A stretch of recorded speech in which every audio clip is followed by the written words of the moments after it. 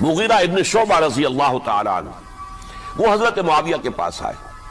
اور انہوں نے یہ کہا کہ دیکھیے اگر آپ نے اپنے بعد اپنا جانشین نامزد نہ کیا تو ہو سکتا ہے پھر فسادات پیدا ہو جائے، پھر مختلف لوگ خلافت کا دعویٰ لے کر کھڑے ہو جائیں، پھر خانہ جنگی ہو جائے۔ 5 برس کی خانہ جنگی میں 1 لاکھ سے زیادہ مسلمان شہید ہو چکے ہیں، قتل ہو چکے ہیں، ہلاک ہو چکے ہیں۔ اب دوبارہ وہی دور نہ آ جائے، لہذا آپ اپنا جانشین نامزد کر دیجئے۔ امیر معاویہ ریلیکٹنٹ تھے لیکن انہوں نے دلائل دیے، دلائل مضبوط تھے۔ انہوں نے کہا کہ اب کبار صحابہ دنیا سے رخصت ہو چکے ہیں، وہ جماعت کہ جن کی تربیت اور تزکیہ، جن کی تعلیم حضور نے خود کی تھی اور ان کو اندر سے پاک کر دیا تھا، ان کی نیتیں بالکل پاک ہو چکی تھی، کوئی نفسانیت ان میں نہیں رہی تھی، وہ جماعت تو اکثر و بیشتر اب ختم ہو چکی، فوت پا چکے، وفات ہو چکی۔ لہذا اب جو ہے اکثر و بیشتر نو مسلم ہیں جو بعد کے فتوحات کے ذریعے سے اسلام لائے ہیں، لہذا ان کے اندر نہ وہ پختگی ہے، نہ ان کے اندر وہ تقوی ہے، نہ تدین ہے، نہ اصول پرستی ہے۔ اسلام کی پوری تعلیمات جو ہیں وہ ان کے وجود کے اندر، ان کے شعور کے اندر گہری اتری ہوئی نہیں ہے، لہذا اب صورتحال وہ نہیں رہ سکے گی جو حضرت ابو بکر یا حضرت عمر یا حضرت عثمان یا حضرت علی کے زمانے میں تھی، لہذا آپ نامزد کیجئے۔ یہ بھی بتا دوں کہ مغیرہ ابن شعبہ کون تھے رضی اللہ تعالیٰ عنہ۔ نمبر 1 یہ کہ یہ اصحاب شجرہ میں شامل ہیں، جن 1400 یا 1800 افراد نے حضور سے بیعت کی تھی صلح حدیبیہ سے متصل قبل، اس درخت کے نیچے بیٹھ کر جس کے بارے میں سورہ فتح میں فرمایا گیا کہ لقد رضی اللہ عن المؤمنین اذ یبایعونک تحت الشجرہ، اللہ ان تمام اہل ایمان سے راضی ہو گیا جو اے نبی صلی اللہ علیہ وسلم آپ کے دست مبارک پر بیعت کر رہے تھے اس درخت کے نیچے، ان میں سے موجود، ان میں یہ مغیرہ ابن شعبہ ہے۔ پھر مغیرہ ابن شعبہ وہ ہے کہ حضرت علی اور امیر معاویہ ان کے درمیان جو خانہ جنگی ہوئی اس میں ہمیشہ حضرت علی کے ساتھ رہے، حضرت علی کے ہی وہ سپورٹر تھے، ان کے ساتھ تھے۔ اس پہلو سے اچھی طرح سمجھ لیجئے کہ یہ نہیں ہے کہ وہ در حقیقت کو پہلے سے وہ امیر معاویہ کے ساتھی تھے، نہیں، لیکن اب جو صورتحال وہ دیکھ رہے تھے، جہاں دیدہ انسان تھے، بہت بڑے سیاستدان تھے، جانتے تھے حالات کو، حالات کے نفذ پر ان کا ہاتھ تھا، لہذا انہوں نے یہ مشورہ دیا اور پھر امیر معاویہ نے اس مشورے کو قبول کر لیا اور یزید کی ولی عہدی کا اعلان کر دیا۔ یہ بالکل مڈل ہے حضرت امیر معاویہ کے دور خلافت کا درمیان، یہ 10 سال جب ہو گئے تھے حضرت امیر معاویہ کی خلافت کو یا حکومت کو، تب یہ معاملہ پیش آیا اور یزید کے ہاتھ پر یہ بیعت ولی عہدی تمام جو بھی مختلف گورنرز تھے ان کے ذریعے سے کہہ دیا گیا اپنے اپنے علاقے کے لوگوں سے بیعت لے لو۔ یہ بیعت عام طور پر لوگوں نے کر لی، البتہ 5 شخصیتیں جو بہت نمایاں تھیں انہوں نے اس بیعت سے انکار کیا۔ ان میں کون تھے ذرا نوٹ کیجئے۔ حضرت ابو بکر فوت ہو چکے، ان کے بیٹے عبد الرحمن ابن ابی بکر۔ حضرت عمر فوت ہو چکے، ان کے بیٹے عبداللہ ابن عمر۔ حضرت زبیر فوت ہو چکے، ان کے بیٹے عبداللہ ابن زبیر۔ حضرت عباس فوت ہو چکے، ان کے بیٹے عبداللہ ابن عباس۔ حضرت علی شہید ہو چکے، ان کے بیٹے حسین ابن علی رضی اللہ تعالی عنہم اجمعین۔ یہ 5 جو امت کے بہت بڑے 5 افراد کے گویا کے وہ چشم و چراغ تھے ان گھرانوں کے، انہوں نے انکار کیا، اور ان میں خاص طور پر عبد الرحمن ابن ابی بکر نے یہ جملہ کہا کہ تم چاہتے ہو کہ قیصر و کسریٰ کی سنت پر عمل کرو کہ باپ کے بعد بیٹا حاکم بن جائے، یعنی ایک قدم تو خلافت کا نظام پہلے ہی نیچے اتر چکا۔ مشاورت سے تو حضرت امیر معاویہ کا بھی جو نسب ہوا ہے وہ مشاورت سے نہیں ہوا، ایک درجے میں وہ جو اللہ تعالیٰ کے رسول نے عمارت بنائی تھی شاندار، اس خلافت کا جو سیاسی نظام تھا اس میں ایک تو کڑی آ چکی زوال کی کہ ایک شخص نے طاقت کے ذریعے سے خلافت حاصل کر لی، اب اس کی اگلی کڑی لانا چاہتے ہو کہ قیصر و کسریٰ کے طریقے سے خاندان کے اندر،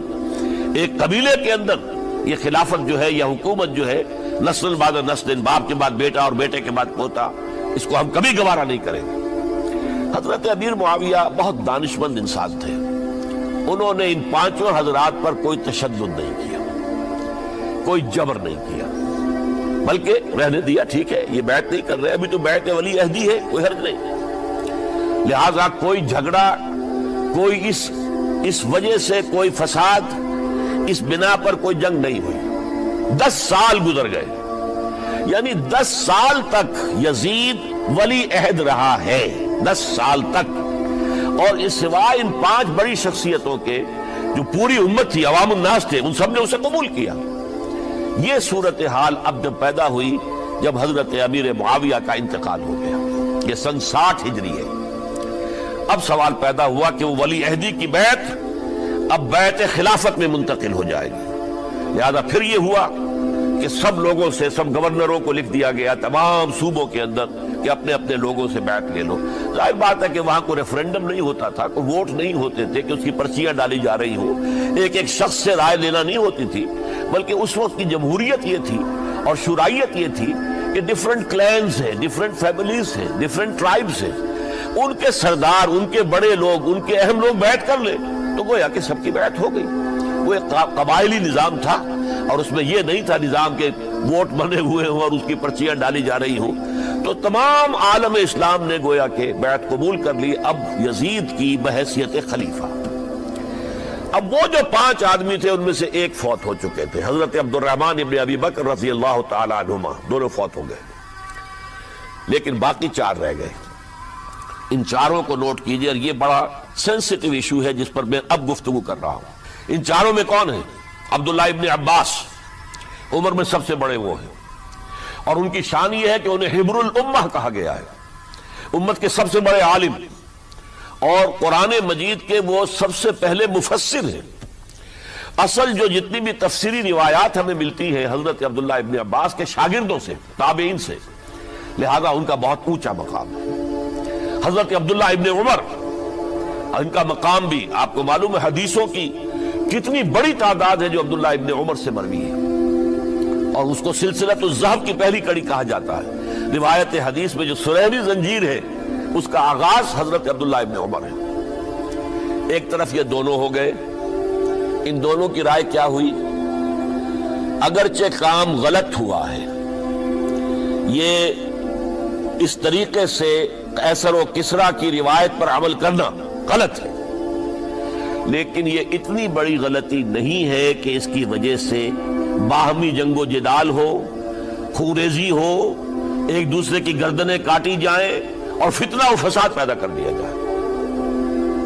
لہذا انہوں نے یزید کی بیعت کر لی۔ 2 حضرات رہ گئے، یہ نسبتاً نوجوان ہیں، ان دونوں کی پیدائش ہجرت کے بعد ہوئی ہے۔ ہجرت کے بعد پہلا بچہ جو مہاجرین میں پیدا ہوا ہے وہ عبداللہ ابن زبیر ہے، بلکہ کچھ عرصے تک مہاجرین میں جب کوئی پیدائش نہیں ہوئی تو وہ مکے مدینہ کے منافقین نے کہنا شروع کر دیا تھا کہ یہ یہاں کے کمزور ہو گئے، نامرد ہو گئے، ان کی اولاد اب چلے گی نہیں۔ تو عبداللہ ابن زبیر جب پیدا ہوئے، اور آپ کو معلوم ہونا چاہیے وہ حضرت ابوبکر صدیق کے نواسے ہیں، حضرت عائشہ صدیقہ کے ہمشیرہ حضرت اسماء کے بیٹے ہیں عبداللہ ابن زبیر، اور زبیر بہت شجاع، بہت ہی بہادر انسان تھے۔ تو عبداللہ ابن زبیر کے اندر بھی وہی کیفیات تھی۔ انہوں نے کہا نہیں، اس غلطی کو ہم برداشت نہیں کریں گے، خونریزی ہوتی ہے تو ہو، لیکن ہم اسلامی نظام کو نیچے اترتا ہوا نہیں دیکھ سکتے۔ جیسے کبھی حضرت ابوبکر نے فرمایا تھا ایبدل الدین وانا حی، کیا دین میں ترمیم اور تنسیخ کر دی جائے گی؟ دین کو بدل دیا جائے گا، دین میں تحریف کر دی جائے گی، جبکہ میں ابھی زندہ ہوں، میں جیتے جی یہ نہیں ہونے دوں گا۔ حضرت عبداللہ ابن زبیر کی یہ رائے ہوئی، we have to challenge، ہم مقابلہ کریں گے، ہم اسے پیسیولی قبول نہیں کریں گے۔ انہوں نے بیعت سے انکار کیا اور مدینہ چھوڑ کر مکے جا کر حرم کے اندر پناہ گزین ہو گئے۔ یہی معاملہ حضرت حسین ابن علی رضی اللہ تعالی عنہما کا تھا، وہ بھی نہایت شجاع، نہایت جری، نہایت بہادر۔ انہوں نے بھی کہا کہ یہ غلط قیصر و کسریٰ کی روایت جو شروع ہو رہی ہے اسے ہم نے ریزسٹ کرنا ہے اور اسے ہم آگے نہیں چلنے دیں گے۔ ان پر بھی جب دباؤ ڈالا گیا کہ بیعت کرو تو وہ کچھ وقت مان کر کہ دیکھیے میں ایسا شخص نہیں ہوں کہ تنہائی میں علیحدہ کمرے میں بیٹھ کر بیعت کروں، جب عمومی بیعت لوگے تم سب سے تو میں بھی آ جاؤں گا، اس وقت لوگ فیصلہ کریں گے۔ تو بس اس وجہ سے پھر وہ گورنر جو تھا اس وقت مدینے کا، اس سے اجازت لے کر آ گئے اور راتوں رات وہاں سے نکل کر وہ بھی مکے پہنچ گئے۔ تو اب یہ 4 جو ہیں 2 گروہوں میں تقسیم ہو گئے، 2+2۔ 2 کی رائے یہ ہوئی کہ بات غلط ہے لیکن اس کی بنا پر خون ریزی، جنگ و جدال، جنگ آپس میں خون ریزی کرنا یہ صحیح نہیں ہے، بلکہ مصلحت اس میں ہے کہ اس کو قبول کر لیا جائے، پھر اللہ تعالیٰ کو بہتر حالات پیدا کرے گا اس کے ذریعے سے، تعلیم کے ذریعے، تلقین کے ذریعے سے، جیسے نبی اکرم صلی اللہ علیہ وسلم نے اتنا عظیم انقلاب برپا کیا تھا۔ ہم کوشش کریں گے کہ نظام حکومت کی اصلاح ہو جائے، لیکن اس وقت اگر ہم اڑ گئے تو پھر گویا خون ریزی اور فساد اور باہمی جنگ ہے وہ شروع ہو جائے گا۔ اور دو حضرات کی رائے ہوئی کہ نہیں، ہمیں ہر صورت میں رجسٹ کرنا ہے، خون ریزی ہوتی ہے تو ہو، ہمیں جانیں دینی پڑتی ہے تو دیں گے، ہم شہادت قبول کریں گے، لیکن اس غلطی کو قبول نہیں کر سکتے۔ تو میں اس کے لیے عرض کر رہا ہوں، یہ تیسری شہادتوں کا جو دور شروع ہوا ہے، پہلا شہادتوں کا دور حضور کا دور، دین کو قائم کرنے کی جد و جہد میں جنہوں نے جانیں دی ہیں۔ دوسرا دور اس دین کے خلاف جو کاؤنٹر ریولوشنری موومنٹس آئی ہیں ان کو رفع کرنے کے لیے جانیں دینا، ہزاروں صحابہ کی جانیں اس میں بھی گئی ہیں، مسیلمہ ابن کذاب ہو یا مانعین زکوٰۃ ہو، ان کے خلاف جو جہاد ہوا۔ پھر ظاہر بات ہے کہ حضرت عثمان رضی اللہ تعالیٰ عنہ کے بعد جو فساد ہوا، وہ شہادتیں کیا تھی؟ اس دین کے نظام کو قائم رکھنے کے لیے، انٹیکٹ رہے، دشمن اس کے اندر رکھنے ڈالنے میں کامیاب نہ ہو جائے۔ اب تیسرا دور وہ آ رہا ہے کہ جب کہ داخلی طور پر اس نظام خلافت کے اندر زوال شروع ہو رہا ہے، اس زوال کو روکنے کے لیے کہ وہ اپنی اصل جو خلافت کا نظام اللہ نے اور اس کے رسول نے دیا ہے اس کی بنیاد پر قائم رہے، لہذا ہم رجسٹ کریں گے اس تبدیلی کو اور میدان میں آ کر مقابلہ کریں گے۔ یہ حضرت عبداللہ ابن زبیر رضی اللہ تعالی عنہما اور حسین ابن علی رضی اللہ تعالی عنہما، اب ان دونوں میں ایک اختلاف ہوا۔ حضرت عبداللہ ابن زبیر کی رائے یہ تھی کہ یہ مکہ ہے، یہ اللہ کا گھر ہے، یہ حرم ہے، اور یہاں کے لوگ بہت سے برے اثرات سے ابھی تک بچے ہوئے ہیں، پاک ہیں، لہذا ہمیں یہاں رہنا چاہیے۔ اس کو مرکز بنا کر ظاہر بات ہے اسی مکے سے محمد الرسول اللہ صلی اللہ علیہ وسلم نے دعوت شروع کی تھی، وہیں سے وہ پھیل کر جو ہے ایک عظیم انقلاب کی شکل اس نے اختیار کی تھی، ایک عظیم مملکت جو ہے حضور چھوڑ کر گئے تھے۔ تو ہمیں مکے میں رہ کر ہی اپنی تحریک شروع کرنی چاہیے، لیکن ادھر حضرت علی کے پاس پیغام آ رہے تھے کوفے سے۔ کوفہ چونکہ حضرت حسین کے پاس پیغام آ رہے تھے کوفے سے، چونکہ کوفے کو حضرت علی نے دار الخلافہ بنا لیا تھا، اور وہاں سمجھا جاتا تھا کہ حضرت علی کے ہمدرد اور حضرت شیعان علی جنہیں ہم کہیں، ان کے ساتھی، ہم خیال یہ لوگ ہیں کثرت کے ساتھ، اور وہاں سے اب خطوط کا تانکا شروع ہو گیا، آپ یہاں آئیے، ہم بےتاب ہیں، آپ کا استقبال کریں گے، آپ کے ہاتھ پر بیعت کریں گے، تاکہ یہ جو قیصر و کسریٰ کی سنت شروع ہو رہی ہے اس کو روکا جا سکے۔ وہ تانتا بندھا ہوا ہے خطوط کا۔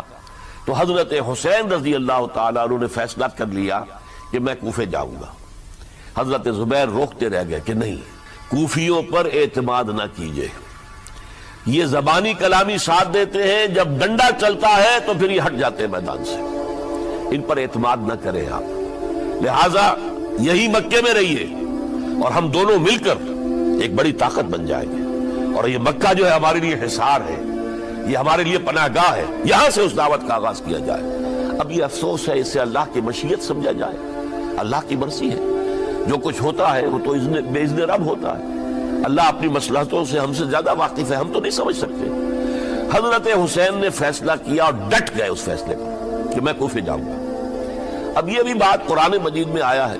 حضور سے خطاب کر کے فرمایا گیا فَإِذَا عَزَمْتَ فَتَوَكَّلْ عَلَى اللَّهِ، جب ایک مرتبہ آپ ایک ارادہ کر لیں تو پھر اللہ پر توکل کیجئے، پھر یہ نہیں کہ کبھی آگے کبھی پیچھے جاؤں یا نہ جاؤں، یہ نہیں، یہ تردد یہ نہیں، بلکہ یہ کہ ایک فیصلہ کر کے ڈٹ جائیے، اس لیے کہ جو بھی نتیجہ ہے وہ تو اللہ کے ہاتھ میں ہے، لہذا اللہ پر توکل کیجئے۔ فَإِذَا عَزَمْتَ فَتَوَكَّلْ عَلَى اللَّهِ، لہذا سب نے سمجھایا حضرت حسین کو کہ آپ کوفے نہ جائیں۔ سمجھانے والوں میں حضرت عمر بھی تھے رضی اللہ، حضرت عبداللہ ابن عمر بھی تھے رضی اللہ تعالی عنہ، اگرچہ کوئی قرابت داری جو ہے قریبی نہیں تھی، لیکن بہرحال امت کی ایک شخصیت، عظیم شخصیت تھے۔ سمجھانے میں سب سے زیادہ زور صرف کیا ہے حضرت عبداللہ ابن عباس نے رضی اللہ تعالی عنہما۔ اور حضرت عبداللہ ابن عباس کون ہیں؟ ایک رشتے سے حضرت حسین کے چچا ہیں، ایک رشتے سے حضرت حسین کے نانا ہیں۔ کیوں؟ حضرت علی اور حضرت عبداللہ ابن عباس چچا زاد بھائی ہیں، عباس کے بیٹے، ابو طالب کے بیٹے، عباس اور ابو طالب بھائی ہیں۔ تو یہ فرسٹ کزن تھے حضرت علی اور عبداللہ ابن عباس رضی اللہ تعالی عنہ، لہذا انہوں نے جب کہا تو گویا کہ ایک چچا ایک بزرگ سمجھا رہا ہے۔ اور دوسرے رشتے سے حضور نانا تھے حضرت حسین کے، اور حضور بھی کزن تھے حضرت عبداللہ ابن عباس کے، چچا زاد بھائی ہیں۔ اس حوالے سے سمجھ لیجئے کہ حضور کے کزن نانا کے درجے میں آ گئے۔ تو یہ دو رشتے تھے حضرت عبداللہ ابن عباس کے، اور انہوں نے بڑی الہا و زاری کے ساتھ، بڑی اپنے مقام سے نیچے اتر کر خوشامد کی ہے، حسین خدا کے لیے باز آ جاؤ، حسین خدا کے لیے باز آ جاؤ، حسین اگر جانا ہی ہے تو اپنے بال بچوں کو لے کر نہ جاؤ۔ جس طریقے سے تمہارے باپ حضرت علی رضی اللہ تعالیٰ عنہ کو کوفہ کے اندر ذبح کر دیا گیا، کہیں ایسا نہ ہو کہ تمہیں بھی تمہارے بال بچوں کے سامنے ذبح کر دیا جائے، باز آ جاؤ۔ لیکن حضرت حسین اب اللہ کی طرف سے ان کے دل میں ایک ارادہ پختہ ہو چکا تھا، اور انہوں نے حضرت مسلم بن عقیل کو بھیجا تھا کہ جاؤ میری طرف سے کوفے والوں سے بیعت لے اور پھر مجھے اطلاع دو۔ وہ گئے، وہاں 12,000 افراد نے بیعت کر لی۔ اب ان کا خط آ گیا کہ یہاں تو فضا بالکل ہموار ہے، اتنے لوگوں نے بیعت کی ہے، باقی بھی جیسے ہی آپ سامنے آ جائیں گے سب بیعت کر لیں گے، لہذا یہاں پر وہ ریزسٹنس کے لیے گویا کہ ہمارے پاس طاقت اس کوفے کے اندر بہت مضبوط طاقت ہوگی کہ ہم یزید کی حکومت کے خلاف ریزسٹ کر سکیں۔ اس کے بعد ہوا کیا؟ یزید نے عبید اللہ ابن زیاد کو گورنر بنا کر بھیج دیا۔ یہ شخص تھا بہت ڈنڈا چلانے والا، اس نے سختیاں شروع کی تو بہت سے لوگ اس بیعت سے تائب ہو گئے، لیکن مسلم بن عقیل وہ میدان میں آئے اور ان کے ساتھ ہزاروں آدمی آ گئے جنہوں نے بیعت کی تھی، ابھی تک بیعت پر قائم تھے، اور انہوں نے گورنر کے گھر کا گھیراؤ کر لیا۔ گورنر کے ساتھ 30-40 آدمی تھے کل، وہ چھتوں پر چڑھ گئے، وہاں سے پتھراؤ کیا، اور وہاں سے جو 30-40 آدمی کوفے کے تھے ان سے کہا تم اپنے اپنے لوگوں کو کہو کہ چلے جائیں واپس یہاں سے۔ انہوں نے اوپر سے کہنا شروع کیا، ڈرایا، بہت خوفناک نتیجہ نکلے گا، اب عبید اللہ ابن زیاد تم سب کو ہلاک کر دے گا۔ ایک ایک کر کے بھیڑ چھٹتی چلی گئی اور صرف چند افراد رہ گئے، اور اس کے نتیجے میں حضرت مسلم بن عقیل شہید کر دیے گئے، بلکہ ایک شخص حامی نے انہیں پناہ دی تھی کوفے میں، ان کو بھی قتل کر دیا گیا، شہید کر دیا گیا۔ اس پر یہ ہے کہ انہوں نے ایک شخص کے ذریعے سے پیغام دیا قتل کیے جانے سے پہلے کہ دیکھو میرا تو وقت آ گیا ہے، میں تو اب قتل ہو جاؤں گا، شہید کر دیا جاؤں گا، تو میرا پیغام حسین تک پہنچا دو رضی اللہ تعالی عنہ کہ یہاں یہ بغاوت ہو گئی۔ لوگوں نے، کوفیوں نے، الکوفی لا یوفی، کوفی جو ہے وہ پورا نہیں کرتا اپنے عہد کو اور وفا کو، اس کا ایک ثبوت ہمیں مل گیا ہے، یہ سب کے سب منحرف ہو گئے بیعت سے، آپ جہاں تک آ گئے وہاں سے واپس چلے جائیے۔ جب حضرت حسین کے پاس یہ پیغام پہنچا اور انہوں نے ارادہ کیا کہ ٹھیک ہے یہ تو حالات بدل گئے، لہذا واپس چلنا چاہیے، شاید عبداللہ ابن زبیر کی رائے ہی صحیح ہے، ہمیں مکے ہی میں بیٹھ کر کام کرنا چاہیے، لیکن اب جو ہے عرب کا ایک خاص مزاج ہے۔ حضرت مسلم بن عقیل کے بیٹے آڑے آ گئے، اب ہم اپنے باپ کے خون کا قصاص لیے بغیر نہیں جائیں گے، اور حضرت حسین رضی اللہ تعالیٰ عنہ بامروت انسان، شریف النفس انسان، کیسے ممکن تھا غیرت مند غیور انسان وہ کیسے ان کی بات کو رد کر دیتا؟ لہذا اچھا چلو چلتے ہیں کوفے کی طرف۔ آگے بڑھتے چلے گئے، کربلا میں پہنچ گئے، جو کچھ وہاں ہوا ہے پھر آپ کو معلوم ہے۔ اس میں یہ بات ہے پہلے 1000 کا لشکر بھیجا تھا عبید اللہ ابن زیاد نے، اس پر حضرت حسین رضی اللہ تعالیٰ عنہ نے جو باتیں کہیں وہ کچھ اثر انداز ہو گئے۔ ان کا افسر جو تھا حر بن یزید تمیمی، وہ بعد میں حضرت حسین کا حامی ہو گیا، اور حضرت حسین کے ساتھ ہی اس کو بھی شہادت نصیب ہوئی۔ پھر دوسرے کو بھیجا عمرو بن سعد۔ عمرو بن سعد بھی ایک بڑی عظیم شخصیت کا بیٹا تھا، حضرت سعد ابن ابی وقاص جو فاتح ایران تھے، اور جن کو غزوہ احد کے موقع پر حضور نے فرمایا تھا کہ اے سعد تیر چلاؤ، میرے ماں باپ تم پر قربان ہوں، جبکہ احد میں گھیراؤ کر لیا تھا حضور کا، اور کفار قتل کرنے کے لیے ہجوم کر رہے تھے، اور کچھ حضرات تیر چلا چلا کے انہیں پھینک رہے تھے، دور جو ہے ہٹا رہے تھے، ان میں سے حضرت سعد بن ابی وقاص بھی تھے۔ پھر وہ فاتح ایران تھے، اسی لیے گورنر بن گئے تھے ایران کے۔ سعد جو ہے ان کا بیٹے، یہ عمرو جو ہے، یہ اب ایک بڑے صوبے کا گورنر بھی تھا، اس وقت 4000 آدمی دے کر بھیجا، وہ بھی نرمی کرتا رہا، اس نے کوئی تشدد نہیں کیا، اس کے اندر بہرحال اپنے عظیم باپ کے خون کا کچھ اثر تھا۔ لیکن یہ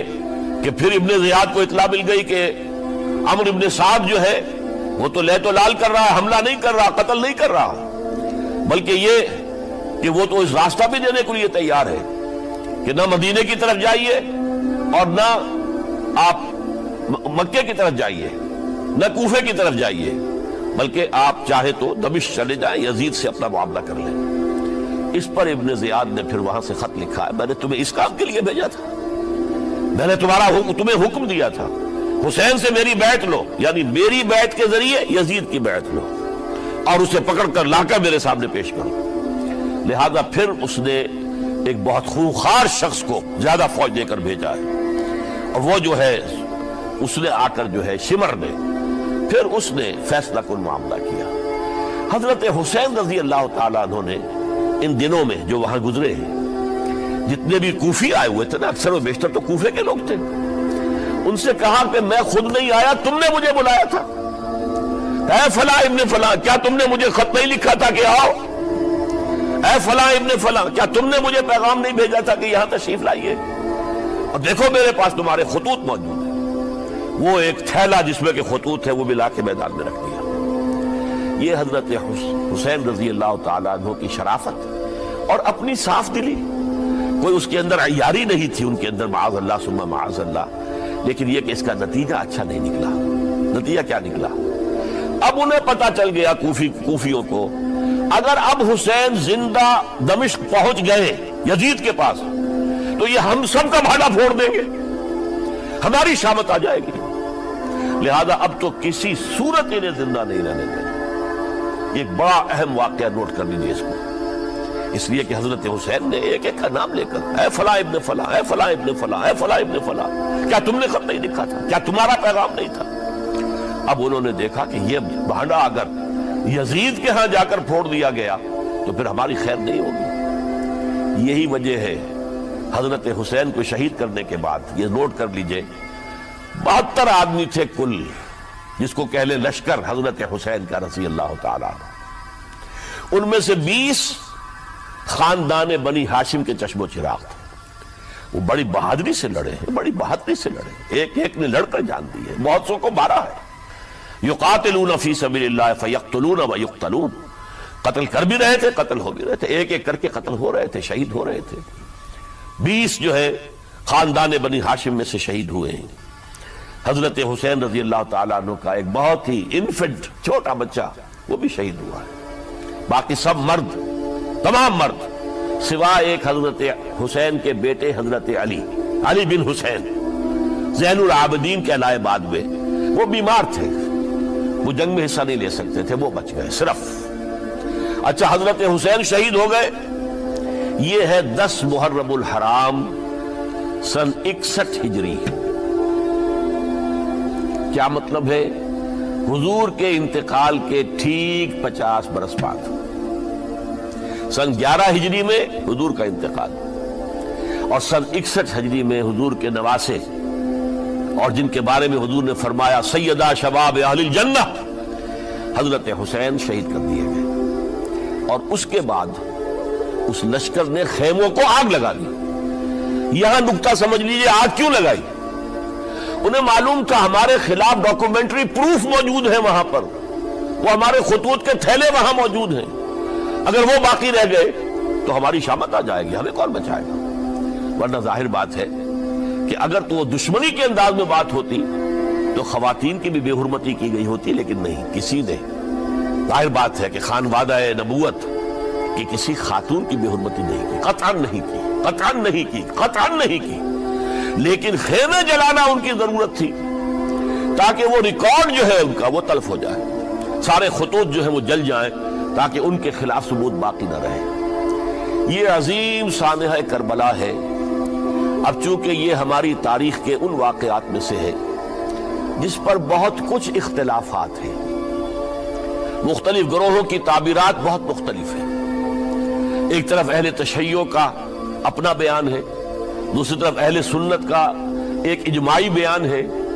تیسری طرف کچھ ایسے لوگ پیدا ہو گئے ہیں جو حضرت حسین رضی اللہ تعالیٰ عنہ پر الزام لگا رہے ہیں اہل سنت میں سے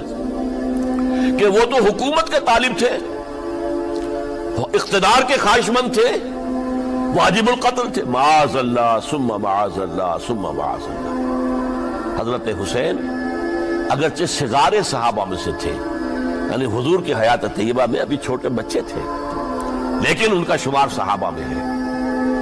اور پھر یہ وہ شخص ہے جو حضور کی گود میں کھیلا ہے،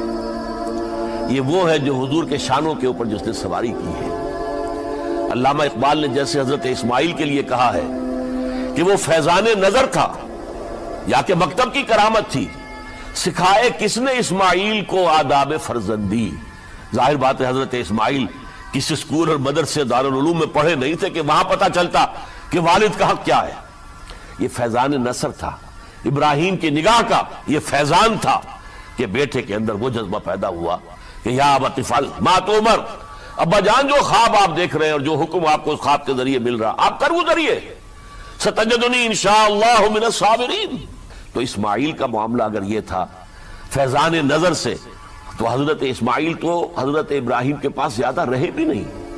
وہ تو مکے میں رہے۔ حضرت عثمان جو حضرت ابراہیم تو شام میں رہتے تھے، کبھی کبھی آ جاتے تھے، بس اس سے زیادہ معاملہ نہیں تھا۔ وہ فیضان نظر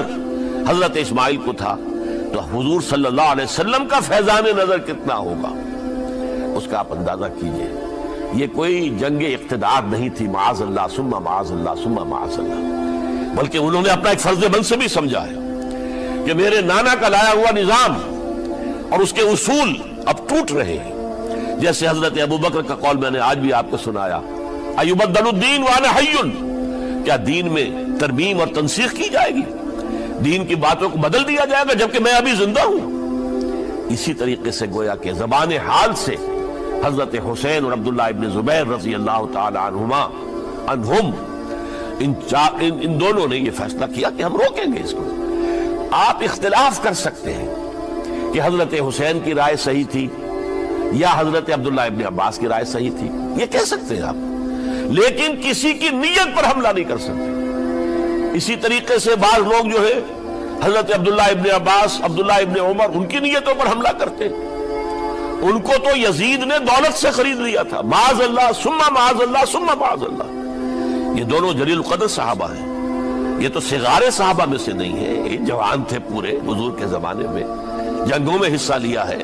حضرت عبداللہ ابن عمر نے، عبداللہ ابن عباس نے رضی اللہ تعالیٰ عنہما، انہیں کوئی رقم نہیں خرید سکتی تھی، کوئی دولت نہیں خرید سکتی تھی، جو رائے انہوں نے قائم کی دیانتاً قائم کی۔ اور ہمارے ہاں اصول یہ ہے کہ جب کوئی نئی صورتحال پیدا ہو جائے اور اجتہاد کی ضرورت پیش آ جائے اور پوری کوشش کر کے مجتہد اجتہاد کر رہا ہے، تو اگر اسے غلطی بھی ہو جائے، مجتہد مخطی خطا کار، اس کو بھی اکیرا ثواب ملتا ہے، اور مجتہد مصیب وہ مجتہد کے جس کی رائے صحیح، جس کا فیصلہ صحیح ہے، اسے دوہرا ثواب ملتا ہے۔ تو ان کے مابین ایک اختلاف رائے کا ہوا، اجتہاد کا ہوا۔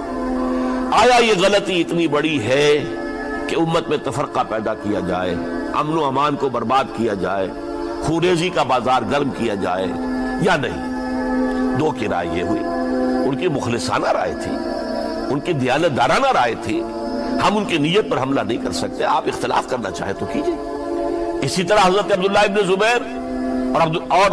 حضرت حسین ابن علی رضی اللہ تعالی عنہ، ظاہر بات ہے کہ ان کا بھی ایک اجتہادی رائے تھی کہ نہیں، یہ دین کے نظام کے اندر بہت بڑا رکھنا پڑ رہا ہے، یہ تو اب قیصر و کسریٰ کی سنت شروع ہو رہی ہے، یہ اسلام کے دین کے اوپر طریقہ نہیں، عمل نہیں ہو رہا ہے، تو ہم اسے اپنی جانوں کا نذرانہ دے کر بھی اسے روکیں گے، روکنے کی کوشش کریں گے، رکے نہ رکے ہم اپنی جانیں دے دیں گے۔ یہ بھی دیانت دارانہ رائے تھی، مخلصانہ رائے تھی، ان کی نیت پر کوئی حملہ کم سے کم اہل سنت والجماعت میں سے کسی شخص کو حق نہیں ہے، اس لیے کہ اہل سنت والجماعت کا کہنا یہ ہے الصحابۃ کلہم عدول، صحابہ جتنے بھی ہیں وہ سب کے سب عدول ہیں، ان میں بدنیتی نہیں آ سکتی، خطا ہو سکتی ہے۔ اہل سنت کے نزدیک معصومیت خاصہ نبوت ہے، نبوت ختم ہو گئی محمد الرسول اللہ صلی اللہ علیہ وسلم پر، آپ کے بعد معصوم کوئی نہیں، ابو بکر بھی معصوم نہیں، عمر بھی معصوم نہیں، عثمان بھی معصوم نہیں، علی بھی معصوم نہیں رضی اللہ تعالیٰ عنہ اجمعین۔ تو معصوم کون ہوگا؟ عبداللہ ابن عباس بھی معصوم نہیں، عبداللہ ابن زبیر بھی جو ہے معصوم نہیں، حسین ابن علی بھی معصوم نہیں، اسی طریقے سے عبداللہ ابن عمر، عبداللہ ابن زبیر، کوئی معصوم نہیں۔ انہوں نے اپنی رائے قائم کی ہے، اس پر عمل کیا ہے دیانت دارانہ سنسیریٹی کے ساتھ، اور ان کے لیے اللہ تعالیٰ کے ہاں ہر طرح کا اجر و ثواب ہے، سب کے لیے۔ حضرت عبداللہ ابن زبیر کی رائے اس اعتبار سے بہتر ثابت ہوئی، انہوں نے مکے میں پھر حکومت قائم کی، 9 برس تک ان کی حکومت قائم رہی، بنو امیہ ختم نہیں کر سکے اسے۔ سن 73 میں جا کر ان کی شہادت ہوئی ہے، اور ایک مرحلہ تو وہ بھی آیا تھا کہ شام اور مصر کی دونوں صوبے جو ہیں وہ بھی ان کے تحت آ گئے تھے۔ تو واقعہ یہ ہے کہ اگرچہ حضور نے ہمیں منع کیا ہے کہ کبھی یہ نہ کہا کرو کہ ایسا ہوتا تو ایسا ہو جاتا، نہیں، جو ہوا اللہ کی مرضی سے ہوا، اللہ کے اذن سے ہوا۔ حدیث کے الفاظ ہیں ان کلمۃ اللہ تفتح عمل الشیطان، یہ جو لو کاش یہ ہو جاتا، کاش یوں ہو جاتا تو بڑے اچھے نتیجے نکلتے، یہاں سے شیطان کا عمل شروع ہو جاتا۔ ورنہ واقعہ یہ ہے کہ دل سے یہ بات نکلتی ہے، اگر حضرت حسین اور عبداللہ ابن زبیر یکجا ہو جاتے اور مکے کو اپنا مرکز بنا کر جو عظیم مقصد انہوں نے اپنے سامنے رکھا تھا کہ یہ جو روایت غلط آ رہی ہے اسلام کے دینی سیاسی نظام کے اندر، اس کو ہم روکیں گے، تو اللہ تعالیٰ انہیں کامیابی عطا فرما دیتا۔ لیکن یہ پھر ہم کہیں گے ما شاء اللہ کان وما لم یشاء لم یکن، جو اللہ نے چاہا وہ ہوا، اور جو اللہ نے نہیں چاہا وہ نہیں ہوا۔ حضرت حسین کو وہ عظیم شہادت اللہ نے دینی تھی، وہ اونچا مقام عطا کرنا تھا، اور پھر ان کی عظیمت، ان کا صبر، ان کا ثبات، ان کا استقلال، معلوم ہوا کہ اللہ تعالیٰ نے انسانوں کے اندر کتنی کچھ طاقت رکھی ہوئی ہے اور کتنی کچھ صلاحیتیں اللہ نے ودیعت کی ہیں۔ وہ جس طرح ڈٹے رہے، کھڑے رہے، واقعہ یہ ہے کہ وہ بھی نوع انسانی کے لیے ہمیشہ کے لیے ایک سبق ہے، اور وہ سبق یہ ہے کہ آپ حق، جو بھی آپ حق سمجھیں اس حق کے اوپر ڈٹ کر کھڑے ہو جائیں، اور اس میں پرواہ نہ کیجئے کہ آپ کی نفری کم ہے یا آپ کے ساتھ تعداد زیادہ، کوئی خیال نہ کیجئے، تاکہ نوع انسانی پر ایک ابدی حجت قائم ہو جائے کہ اللہ کا دین قابل عمل ہے، اسے قائم کیا جا سکتا ہے، اور یہ بہترین سماجی نظام ہے، پولیٹیکو سوشو اکنامک سسٹم اس سے بہتر آج تک چشم فلک نے نہیں دیکھا۔ یہ حجت قائم کرنے کے لیے جن حضرات نے اپنی جانوں کا نذرانہ پیش کر دیا، گویا کہ وہ اللہ کے گواہ قرار پائے، ان کے لیے لفظ شہید استعمال کیا گیا۔ دوسرے لیکچر میں آپ کو یاد ہوگا کہ ہم نے یہ بات سمجھنے کی کوشش کی کہ جب اللہ کا دین جزیرہ نماء عرب میں قائم ہو گیا، اور گویا کہ ہم کہہ سکتے ہیں کہ انقلاب محمدی علی صاحب الصلاۃ والسلام کی تکمیل ہو گئی، تو جیسے کہ ہر انقلاب کے ساتھ ہوتا ہے، اس کے بعد کچھ کاؤنٹر ریولوشنری موومنٹس شروع ہوئی۔ چنانچہ سب سے پہلے اندرون ملک عرب جھوٹے نبی کھڑے ہو گئے، نبوت کے جھوٹے دعوے دار، اور بہت سے لوگوں نے حکومت کو زکوٰۃ ادا کرنے سے انکار کر دیا، اور یہ فتنہ اتنا بڑا تھا کہ واقعہ یہ ہے کہ اگر اسے کرش نہ کر دیا جاتا تو انقلاب محمدی علی صاحب الصلاۃ والسلام اسی وقت ناکام ہو جاتا۔ یہ حضرت ابو بکر صدیق رضی اللہ تعالیٰ عنہ کے فضائل کا سب سے درخشاں باب ہے کہ انہوں نے اپنے عزم اور ہمت اور استقلال اور اللہ پر اعتماد، اللہ پر توکل اور بھروسے کے ساتھ ان دونوں فتنوں کو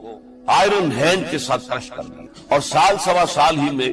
ان دونوں کاؤنٹر ریولوشنری موومنٹس کو ختم کر کے اس کے بعد انہوں نے جلد ہی اس نظام کا گویا کہ انچارج حضرت عمر رضی اللہ تعالیٰ عنہ کو بنا دیا کہ جو خلیفہ ثانی ہے۔ پھر ہم نے دیکھا کہ حضرت عمر کے زمانے میں رضی اللہ تعالیٰ عنہ توسیع کا جو عمل ہے، توسیع انقلاب محمدی کا عمل بڑی تیز رفتاری کے ساتھ جاری ہوا، فتوحات کا سیلاب آیا، ایران پوری سلطنت تہس نہس ہو کر رہ گئی، اس کے پرچے اڑ گئے، سلطنت روما اپنے تمام شمالی افریقی مقبوضات سے محروم، مغربی ایشیا سے اسے بے دخل کر دیا گیا، صرف وہ یورپ کے اندر محدود ہو کر رہ گئے۔ اب ظاہر بات ہے کہ اس کے خلاف بھی تو پھر رد عمل ہونا تھا، کاؤنٹر ریولوشنری موومنٹس اٹھنی تھی۔ تو سب سے پہلے حضرت عمر رضی اللہ تعالی عنہ کی خلافت اور اس کے چراغ کو بجھانے کے لیے ایران کی طرف سے رد عمل ظاہر ہوا۔ ہرموزان جو ایک بڑا ان کا جرنیل تھا، اس کی سازش اور ابو لولو فیروز کے ذریعے سے حضرت عمر رضی اللہ تعالیٰ عنہ کو شہید کر دیا گیا۔ سمجھا یہ گیا تھا کہ یہ ساری عمارت شاید اسی شخصیت کے بل پر کھڑی ہے، لہذا جب میدان سے حضرت عمر ہٹ جائیں گے تو یہ خلافت کی پوری عمارت جو ہے وہ زمین بوس ہو جائے گا۔ لیکن معلوم ہوا یہ عمارت محمد کی بنائی ہوئی تھی صلی اللہ علیہ وسلم۔ کھنڈر بتا رہے ہیں عمارت عظیم تھی، بڑی عظیم عمارت تھی جو حضور نے تعمیر کی تھی، لہذا حضرت عمر کی شہادت سے کوئی فرق واقع نہیں۔ حضرت عثمان رضی اللہ تعالیٰ عنہ آ گئے میدان میں، اور میں بتا چکا ہوں آپ کو کہ ان کے دور خلافت کے جو 12 سال ہیں ان میں سے پہلے 10 سال بالکل حضرت عمر فاروق رضی اللہ تعالیٰ عنہ کی خلافت کے دور کی مثال، اسی تیزی کے ساتھ انقلاب جو ہے آگے بڑھ رہا تھا، فتوحات کا دائرہ پھیل رہا تھا، اور اندرون ملک پورا امن، سکون، اطمینان اور چین تھا۔ لیکن ان کی دور خلافت کے آخری دنوں میں اب یہودیوں کی طرف سے رد عمل اور ایک کاؤنٹر ریولوشنری موومنٹ عبداللہ ابن سبا کے ذریعے سے، کہ جس نے اسلام کا لبادہ اوڑھا اور منافقت کے پردے کے ساتھ وہ عالم اسلام میں داخل ہوا، اور اس نے چونکہ دیکھ لیا کہ پرانی چپتلش ہے، پرانی چشمک ہے جو قریش کے 2 بڑے قبیلوں کے مابین یا 2 بڑے گھرانوں کے مابین چلی آ رہی تھی، بنو ہاشم، بنو امیہ۔ تو پہلے 2 خلفاء جو تھے وہ نہ بنو ہاشم سے تھے نہ بنو امیہ سے تھے۔ حضرت ابو بکر صدیق بنو تیم سے تھے، حضرت عمر بنی عدی میں سے تھے، لیکن حضرت عثمان اب بنو امیہ میں سے تھے۔ اس کو انہوں نے گویا کہ دکھتی رگ بنا کر پکڑا اور پروپیگنڈا شروع کیا کہ خلافت تو بنو ہاشم کا حق ہے، کیونکہ حضور ہاشمی تھے صلی اللہ علیہ وسلم۔ تو گویا کہ عثمان غاصب ہیں رضی اللہ تعالی عنہ، بلکہ ان سے دونوں پہلے جو تھے حضرت عمر اور حضرت ابو بکر وہ بھی غاصب تھے۔ اس کے ساتھ ہی فتنے کی مختلف شکلیں انہوں نے شروع کی۔ یہ الفتنۃ الکبریٰ کہلاتا ہے ہماری تاریخ میں، عظیم ترین فتنہ، جس کے نتیجے میں حضرت عثمان رضی اللہ تعالیٰ عنہ شہید ہو گئے۔ اور ان کی شہادت کے بعد اگرچہ خلافت حضرت علی رضی اللہ تعالیٰ عنہ کے ہاتھ میں آئی، لیکن یہ کہ باہمی خانہ جنگی کا وہ سلسلہ شروع ہوا جو حضرت علی کے دور خلافت جو 5 سالوں پر مشتمل ہے، اس کے دوران مسلسل خانہ جنگی رہی۔ ایک طرف شیعان علی تھے، دوسری طرف شیعان عثمان آ گئے، جو حضرت عثمان رضی اللہ تعالیٰ عنہ کے قتل کے قصاص کے مطالبے کو لے کر سامنے آئے۔ جنگ جمل ہوئی، ایک رات میں 10,000 مسلمان شہید ہوئے۔ جنگ صفین میں 74,000 مسلمان شہید ہوئے۔ جنگ نہرمان میں پھر 4,000 مسلمان شہید ہوئے۔ یہ شہادتیں جو چل رہی تھی، یہ کس لیے چل رہی تھی کہ جو بھی عمارت خلافت کی قائم ہوئی تھی اب اسے قائم رکھا جائے، اغیار کی طرف سے جو سازشیں ہو رہی ہیں، جو حملے ہو رہے ہیں، اسے ختم کرنے کے لیے ان کا مقابلہ کیا جائے۔ تو یہ اور اس کا یہ دور ختم ہوتا ہے حضرت علی کی شہادت پر رضی اللہ تعالی عنہ۔ اور یہ بات نوٹ کر لیجئے کہ حضرت علی کو شہید کرنے والے وہ خارجی تھے۔ عبد الرحمن ابن ملجم خارجی طبقے سے تعلق رکھتا تھا، جو پہلے حضرت علی کے لشکر کے شامل تھے، لیکن جب حضرت علی نے رضی اللہ تعالی عنہ تحکیم اور ثالثی کی تجویز قبول کر دی تو وہ ناراض ہو گئے کہ اللہ تعالیٰ ہی ہے حاکم اور حکم، ان الحکم الا للہ، یہ انسانوں کو حکم کیوں بنا لیا گیا؟ اور اس میں اتنی شدت اختیار کی کہ وہ علیحدہ ہو گئے، اس لیے انہیں خوارج کہا گیا۔ انہوں نے رائے یہ قائم کر دی جو مسلمان کبھی کوئی گناہ کبیرہ کا ارتکاب کرے گا وہ کافر قرار پائے گا، جب کافر ہوگا تو گویا کہ مرتد ہے تو واجب القتل، اس کا مال، اس کی عزت سب مباح ہے۔ یہ ہمارا سب سے پہلا گمراہ ترین فرقہ تھا۔ انہی میں سے 3 افراد نے بیٹھ کر اسکیم بنائی کہ یہ 3 افراد ایسے ہیں کہ جن کو اگر میدان سے ہٹا دیا جائے تو شاید مسلمانوں کی باہمی خانہ جنگی ختم ہو جائے اور مسلمان پھر کسی ایک خلیفہ پر راضی ہو جائے۔ اور یہ تینوں کافر ہیں، معاذ اللہ ثم معاذ اللہ۔ حضرت علی کافر ہیں، ان کو قتل کرنے کی ذمہ داری عبد الرحمن ابن ملجم نے لی۔ حضرت معاویہ قاتل ہے، ان کے لیے کسی اور کو اسائن کیا گیا۔ عمرو بن العاص قاسم ہیں، ان کے لیے کسی اور کو اسائنمنٹ دی گئی۔ ہوا یہ کہ حضرت عمرو بن العاص وہ تو اس روز فجر کی نماز میں آئے نہیں، ان کی جگہ جو امام تھا وہ شہید کر دیا گیا۔ حضرت معاویہ رضی اللہ تعالی عنہ ان پر وار اوچھا پڑا، زخمی تو ہوئے لیکن یہ کہ پھر تندرست ہو گئے۔ حضرت علی رضی اللہ تعالی عنہ پر بہت کاری وار ہوا، اور حضرت علی رضی اللہ تعالی عنہ کی شہادت سن 35 ہجری میں ہوگی۔ یہ جو خلافت راشدہ کا اختتام یا تو سن 35 ہجری میں حضرت علی کی شہادت سے سمجھا جائے گا، یا میری ذاتی رائے ہے کہ نہیں، اس میں حضرت حسن کا دور خلافت بھی شامل ہونا چاہیے۔ حضرت حسن کو کسی نے نامزد نہیں کیا تھا، نہ انہوں نے اپنی امیدواری کے ساتھ اپنی طاقت کے بل پر خلافت حاصل کی تھی، بلکہ حضرت علی سے جب یہ کہا گیا تھا کہ کیا ہم آپ کے بیٹے حسن کے ہاتھ پر بیعت کر لیں، تو انہوں نے فرمایا تھا کہ میں نہ تمہیں روکتا ہوں نہ حکم دیتا ہوں، یہ تمہارا معاملہ ہے، تم جسے مناسب سمجھو اس کے ہاتھ پر بیعت کرو۔ حضرت حسن رضی اللہ تعالیٰ عنہ نے جن کے ہاتھ پر جو بیعت ہوئی، اب معاملہ یہ ہو گیا کہ امیر معاویہ رضی اللہ تعالی عنہ وہ ایک لشکر لے کر شام سے چلے۔ حضرت حسن 50,000 آدمیوں کے ساتھ ادھر سے نکلے، لیکن یہ ہے کہ انہیں محسوس ہو گیا تھا کہ میرے ساتھیوں میں ایسا فسادی عنصر بھی موجود ہے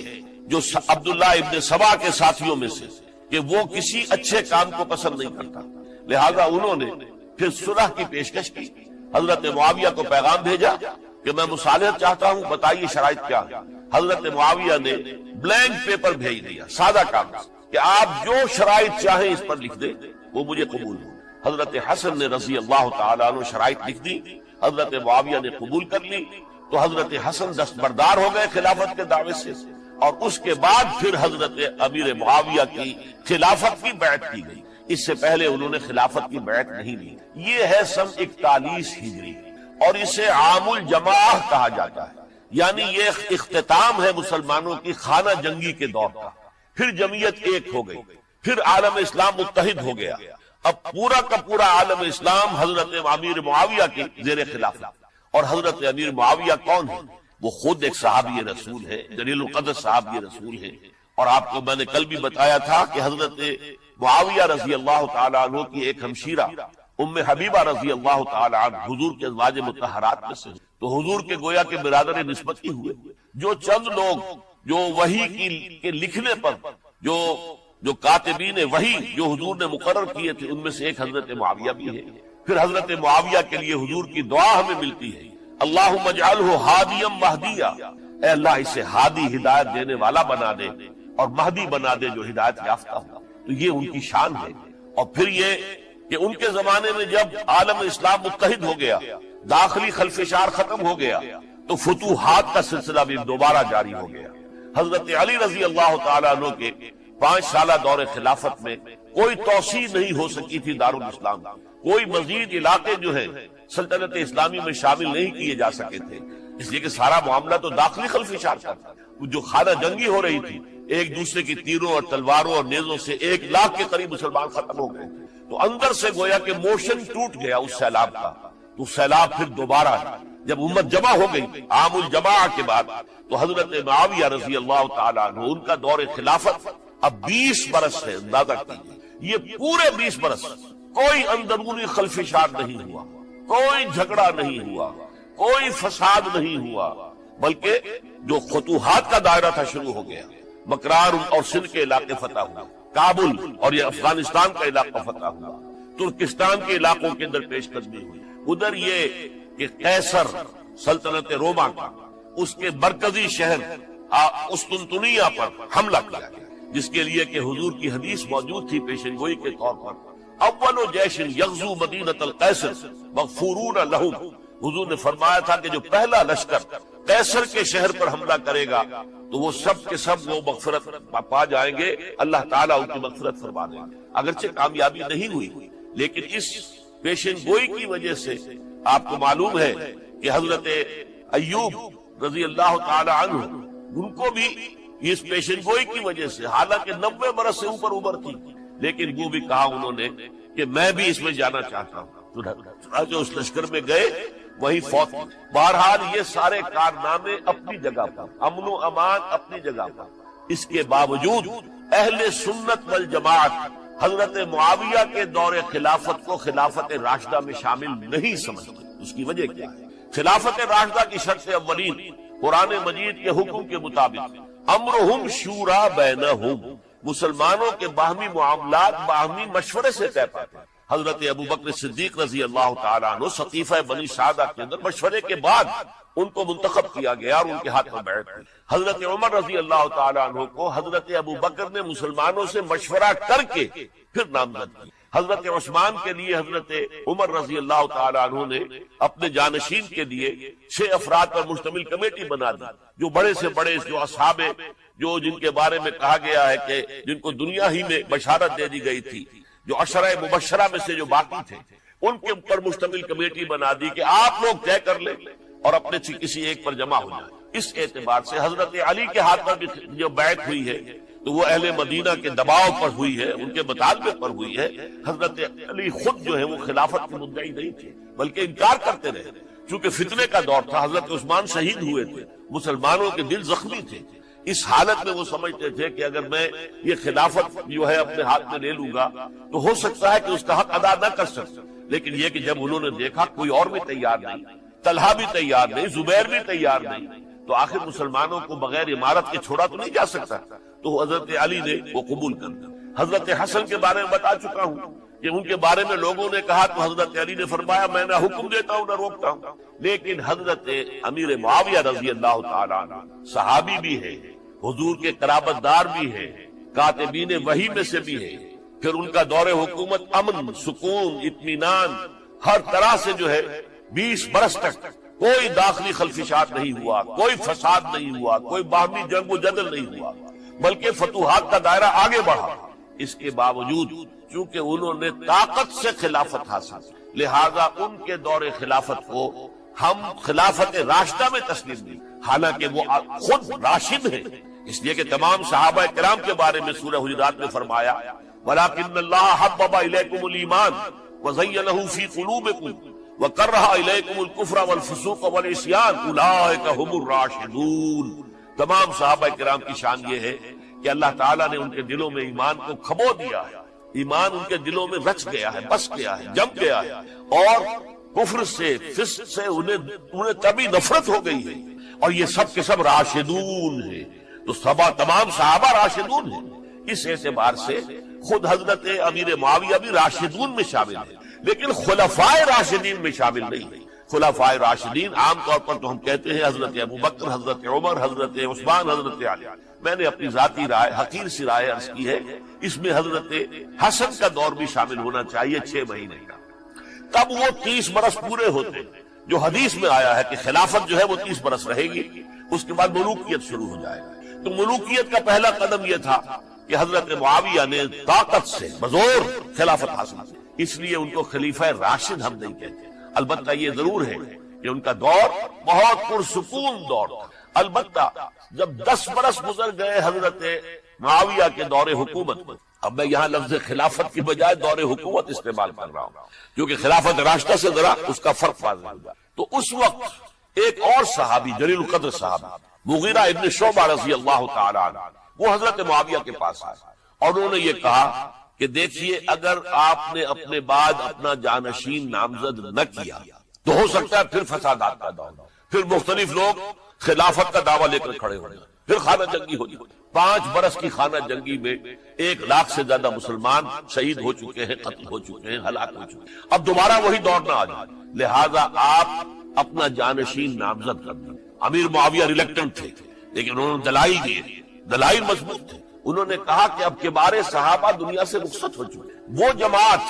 کہ جن کی تربیت اور تزکیہ، جن کی تعلیم حضور نے خود کی تھی اور ان کو اندر سے پاک کر دیا تھا، ان کی نیتیں بالکل پاک ہو چکی تھی، کوئی نفسانیت ان میں نہیں رہی تھی، وہ جماعت تو اکثر و بیشتر اب ختم ہو چکی، فوت پا چکے، وفات ہو چکی۔ لہذا اب جو ہے اکثر و بیشتر نو مسلم ہیں جو بعد کے فتوحات کے ذریعے سے اسلام لائے ہیں، لہذا ان کے اندر نہ وہ پختگی ہے، نہ ان کے اندر وہ تقوی ہے، نہ تدین ہے، نہ اصول پرستی ہے۔ اسلام کی پوری تعلیمات جو ہیں وہ ان کے وجود کے اندر، ان کے شعور کے اندر گہری اتری ہوئی نہیں ہے، لہذا اب صورتحال وہ نہیں رہ سکے گی جو حضرت ابو بکر یا حضرت عمر یا حضرت عثمان یا حضرت علی کے زمانے میں تھی، لہذا آپ نامزد کی۔ یہ بھی بتا دوں کہ مغیرہ ابن شعبہ کون تھے رضی اللہ تعالیٰ عنہ۔ نمبر ایک یہ کہ یہ اصحاب شجرہ میں شامل ہیں، جن 1400 یا 1800 افراد نے حضور سے بیعت کی تھی صلح حدیبیہ سے متصل القبر، اس درخت کے نیچے بیٹھ کر، جس کے بارے میں سورہ فتح میں فرمایا گیا کہ لقد رضی اللہ عن المؤمنین اذ یبایعونک تحت الشجرہ، اللہ ان تمام اہل ایمان سے راضی ہو گیا جو ہے نبی صلی اللہ علیہ وسلم آپ کے دست مبارک پر بیعت کر رہے تھے اس درخت کے نیچے، ان میں سے موجود، ان میں یہ مغیرہ ابن شعبہ ہے۔ پھر مغیرہ ابن شعبہ وہ ہے کہ حضرت علی اور امیر معاویہ ان کے درمیان جو خانہ جنگی ہوئی اس میں ہمیشہ حضرت علی کے ساتھ آئے، حضرت علی کے ہی وہ سپورٹر تھے، ان کے ساتھ۔ اس پہلو سے اچھی طرح سمجھ لیجئے کہ یہ نہیں ہے کہ وہ در حقیقت کو پہلے سے وہ امیر معاویہ کے ساتھی تھے، نہیں، لیکن اب جو صورتحال کو دیکھ رہے تھے، جہاں دیدہ انسان تھے، بہت بڑے سیاستدان تھے، جانتے تھے حالات کو، حالات کے درد پر ان کا ہاتھ تھا، لہذا انہوں نے یہ مشورہ دیا اور پھر امیر معاویہ نے اس مشورے کو قبول کر اور یزید کی ولی عہدی کا اعلان کر دیا۔ یہ بالکل مڈل ہے، حضرت امیر معاویہ کے دور خلافت کا درمیان، یہ 10 سال جب ہو گئے تھے حضرت امیر معاویہ کی خلافت کو یا حکومت کو، تب یہ معاملہ پیش آیا اور یزید کے ہاتھ پر یہ بیعت ولی عہدی تمام جو بھی مختلف گورنرز تھے ان کے ذریعے سے کہہ دیا گیا اپنے اپنے علاقے کے لوگوں سے بیعت لے لو۔ یہ بیعت عام طور پر لوگوں نے کر دی، البتہ 5 شخصیتیں جو بہت نمایاں تھیں انہوں نے اس بیعت سے انکار کیا۔ ان میں کون تھے ذرا نوٹ کیجئے۔ حضرت ابو بکر فوت ہو چکے، ان کے بیٹے عبد الرحمن ابن ابی بکر، حضرت عمر فوت ہو چکے، ان کے بیٹے عبداللہ ابن عمر، حضرت زبیر فوت ہو چکے، ان کے بیٹے عبداللہ ابن زبیر، حضرت عباس فوت ہو چکے، ان کے بیٹے عبداللہ ابن عباس،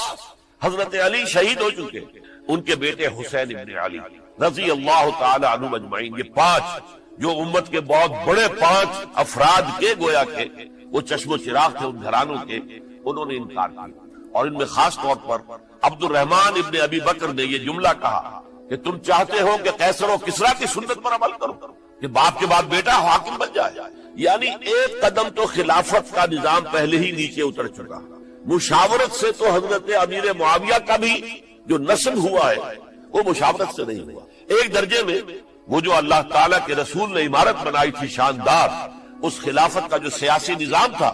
اس میں ایک تو کڑی آ چکی زوال کی کہ ایک شخص نے طاقت کے ذریعے سے خلافت حاصل، اب اس کی اگلی کڑی لانا چاہتے ہیں کہ قیصر و کسریٰ کے طریقے سے خاندان کے اندر، ایک قبیلے کے اندر یہ خلافت جو ہے یا حکومت جو ہے نسل بعد نسل، باپ کے بعد بیٹا اور بیٹے کے بعد پوتا، اس کو ہم کبھی گوارا نہیں کریں۔ حضرت امیر معاویہ بہت دانشمند انسان تھے، انہوں نے ان 5 حضرات پر کوئی تشدد نہیں، کوئی جبر نہیں، بلکہ رہنے دیا، ٹھیک ہے یہ بیعت نہیں کر رہے، ابھی تو بیعت ولی عہدی ہے، کوئی حرج نہیں، لہذا کوئی جھگڑا،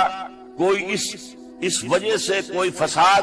اس بنا پر کوئی جنگ نہیں رہی۔ 10 سال گزر گئے، یعنی 10 سال تک یزید ولی عہد رہا ہے، 10 سال تک، اور اس سوائے ان 5 بڑی شخصیتوں کے جو پوری امت تھی، عوام الناس تھے، ان سب نے اسے قبول کیا۔ یہ صورتحال اب جب پیدا ہوئی جب حضرت امیر معاویہ کا انتقال ہوا، یہ سن 60 ہجری ہے، اب سوال پیدا ہوا کہ وہ ولی عہدی کی بیعت اب بیعت خلافت میں منتقل ہو جائے گا، لہذا پھر یہ ہوا کہ سب لوگوں سے، سب گورنروں کو لکھ دیا گیا تمام صوبوں کے اندر کہ اپنے اپنے لوگوں سے بیعت لے لو۔ ظاہر بات ہے کہ وہاں کوئی ریفرنڈم نہیں ہوتا تھا، کوئی ووٹ نہیں ہوتے تھے کہ اس کی پرچیاں ڈالی جا رہی ہیں، ایک شخص سے رائے لینا نہیں ہوتی تھی، بلکہ اس وقت کی جمہوریت یہ تھی اور شورائیت یہ تھی کہ ڈیفرنٹ کلینز ہیں، ڈیفرنٹ فیملیز ہیں، ڈیفرنٹ ٹرائبز ہیں، ان کے سردار، ان کے بڑے لوگ، ان کے اہم لوگ بیعت کر لیں تو گویا کہ سب کی بیعت ہو گئی۔ وہ ایک قبائلی نظام تھا اور اس میں یہ نہیں تھا نظام کے ووٹ بنے ہوئے ہوں اور اس کی پرچیاں ڈالی جا رہی ہوں، تو تمام عالم اسلام نے گویا کہ بیعت قبول کر لی اب یزید کی بحیثیت خلیفہ۔ اب وہ جو 5 آدمی تھے ان میں سے ایک فوت ہو چکے تھے، حضرت عبد الرحمن ابن ابی بکر رضی اللہ تعالی عنہما، دونوں فوت ہو گئے، لیکن باقی 4 رہ گئے۔ ان 4 کو نوٹ کیجئے، اور یہ بڑا سینسٹیو ایشو ہے جس پر میں اب گفتگو کر رہا ہوں۔ ان 4 میں کون ہیں؟ عبداللہ ابن عباس، عمر میں سب سے بڑے ہوئے، اور ان کی شان یہ ہے کہ انہیں حبر الامہ کہا گیا ہے، امت کے سب سے بڑے عالم، اور قرآن مجید کے وہ سب سے پہلے مفسر ہیں، اصل جو جتنی بھی تفسیری روایات ہمیں ملتی ہے حضرت عبداللہ ابن عباس کے شاگردوں سے، تابعین سے، لہذا ان کا بہت اونچا مقام۔ حضرت عبداللہ ابن عمر، ان کا مقام بھی آپ کو معلوم ہے، حدیثوں کی کتنی بڑی تعداد ہے جو عبداللہ ابن عمر سے مروی ہے، اور اس کو سلسلۃ الذہب کی پہلی کڑی کہا جاتا ہے۔ روایت حدیث میں جو سنہری زنجیر ہے اس کا آغاز حضرت عبداللہ ابن عمر ہے۔ ایک طرف یہ دونوں ہو گئے، ان دونوں کی رائے کیا ہوئی؟ اگرچہ کام غلط ہوا ہے، یہ اس طریقے سے قیصر و کسریٰ کی روایت پر عمل کرنا غلط، لیکن یہ اتنی بڑی غلطی نہیں ہے کہ اس کی وجہ سے باہمی جنگ و جدال ہو، خوریزی ہو، ایک دوسرے کی گردنیں کاٹی جائیں اور فتنہ و فساد پیدا کر دیا۔ لہذا انہوں نے یزید کی بیعت کر لی۔ دو حضرات رہ گئے، یہ نسبتاً نوجوان ہیں، ان دونوں کی پیدائش ہجرت کے بعد ہوئی۔ ہجرت کے بعد پہلا بچہ جو مہاجرین میں پیدا ہوا ہے وہ عبداللہ ابن زبیر ہے، بلکہ کچھ عرصے تک مہاجرین میں جب کوئی پیدائش نہیں ہوئی تو وہ مکے مدینے کے منافقین نے کہنا شروع کر دیا تھا کہ یہ یہاں کے کمزور ہو گئے، نامرد ہو گئے، ان کی اولاد اب چلے گی نہیں۔ تو عبداللہ ابن زبیر جب پیدا ہوا، اور آپ کو معلوم ہونا چاہیے وہ حضرت ابوبکر صدیق کے نواسے ہیں، حضرت عائشہ صدیقہ کے ہمشیرہ حضرت اسماء کے بیٹے ہیں عبداللہ ابن زبیر، اور زبیر بہت شجاع، بہت ہی بہادر انسان تھا۔ تو عبداللہ ابن زبیر کے اندر بھی وہی کیفیات تھی۔ انہوں نے کہا نہیں، اس غلطی کو ہم برداشت نہیں کریں گے، خونریزی ہوتی ہے تو ہو، لیکن ہم اسلامی نظام کو نیچے اترتا ہوا نہیں دیکھ سکتے۔ جیسے کبھی حضرت ابوبکر نے فرمایا تھا ایبدل الدین وانا حی، کیا دین میں ترمیم اور تنسیخ کر دی جائے گی؟ دین کو بدل دیا جائے گا، دین میں تحریف کر دی جائے گی جبکہ میں ابھی زندہ ہوں؟ میں جیتے جی یہ نہیں ہونے دوں۔ حضرت عبداللہ ابن زبیر کی رائے ہوئی وی ہیو ٹو چیلنج، ہم مقابلہ کریں گے، ہم اسے پیسیولی قبول نہیں کریں۔ انہوں نے بیعت سے انکار کیا اور مدینہ چھوڑ کر مکے جا کر حرم کے اندر پناہ گزین ہو۔ یہی معاملہ حضرت حسین ابن علی رضی اللہ تعالی عنہما کا تھا، وہ بھی نہایت شجاع، نہایت جری، نہایت بہادر۔ انہوں نے بھی کہا کہ یہ غلط قیصر و کسریٰ کی روایت جو شروع ہو رہی ہے اسے ہم نے ریزسٹ کرنا ہے اور اسے ہم آگے نہیں چلیں۔ ان پر بھی جب دباؤ ڈالا گیا کہ بیعت کرو تو وہ کچھ وقت مانگ کر کہ دیکھیے میں ایسا شخص نہیں ہوں کہ تنہائی میں علیحدہ کمرے میں بیٹھ کر بیعت کروں، جب عمومی بیعت لوگے تم سب سے تو میں بھی آ جاؤں گا، اس وقت لوگ فیصلہ کریں گے۔ تو بس اس وجہ سے پھر وہ گورنر جو تھا اس وقت مدینے کا، اسے اجازت لے کر آ گئے اور راتوں رات وہاں سے نکل کر وہ بھی مکے پہنچے۔ تو اب یہ چار جو ہے دو گروہوں میں تقسیم ہو گئے، 2+2۔ دو کی رائے یہ ہوئی کہ بات غلط ہے لیکن اس کی بنا پر خوریزی، جنگ و جدال، جنگ آپس میں خوریزی کرنا یہ صحیح نہیں، بلکہ مصلحت اس میں ہے کہ اس کو قبول کرنا۔ پھر اللہ تعالیٰ کو بہتر حالات پیدا کرے گا اس کے ذریعے سے، تعلیم کے ذریعے، تلقین کے ذریعے سے۔ جیسے نبی اکرم صلی اللہ علیہ وسلم نے اتنا عظیم انقلاب برپا کیا تھا، ہم کوشش کریں گے کہ نظام حکومت کی اصلاح ہو جائے، لیکن اس وقت اگر ہم اڑ گئے تو پھر گویا خوریزی اور فساد اور باہمی جو جنگ ہے وہ شروع ہو جائے گا۔ اور دو حضرات کی رائے ہوئی کہ نہیں، ہمیں ہر صورت میں رجسٹ کرنا ہے، خوریزی ہوتی ہے تو ہو، ہمیں جانے دینی پڑتی ہے تو دیں گے، ہم شہادت قبول کریں گے لیکن اس غلطی کو قبول نہیں کر سکتے۔ تو میں اس کے لیے عرض کر رہا ہوں یہ تیسری شہادتوں کا جو دور شروع ہوا ہے، پہلا شہادتوں کا دور حضور کا دور، دین کو قائم کرنے کی جد و جہد میں جنہوں نے جانے دی۔ دوسرا دور اس دین کے خلاف جو کاؤنٹر ریولوشنری موومنٹس آئی ہیں ان کو رفع کرنے کے لیے جانے دینا۔ ہزاروں صحابہ کی جانیں اس میں بھی گئی ہیں، وہ سیلمہ ابن کذاب ہو یا مانعین زکوٰۃ ان کے خلاف جو جہاد ہوا۔ پھر ظاہر بات ہے کہ حضرت عثمان رضی اللہ تعالیٰ عنہ کے بعد جو فساد ہوا، وہ شہادتیں کیا تھی؟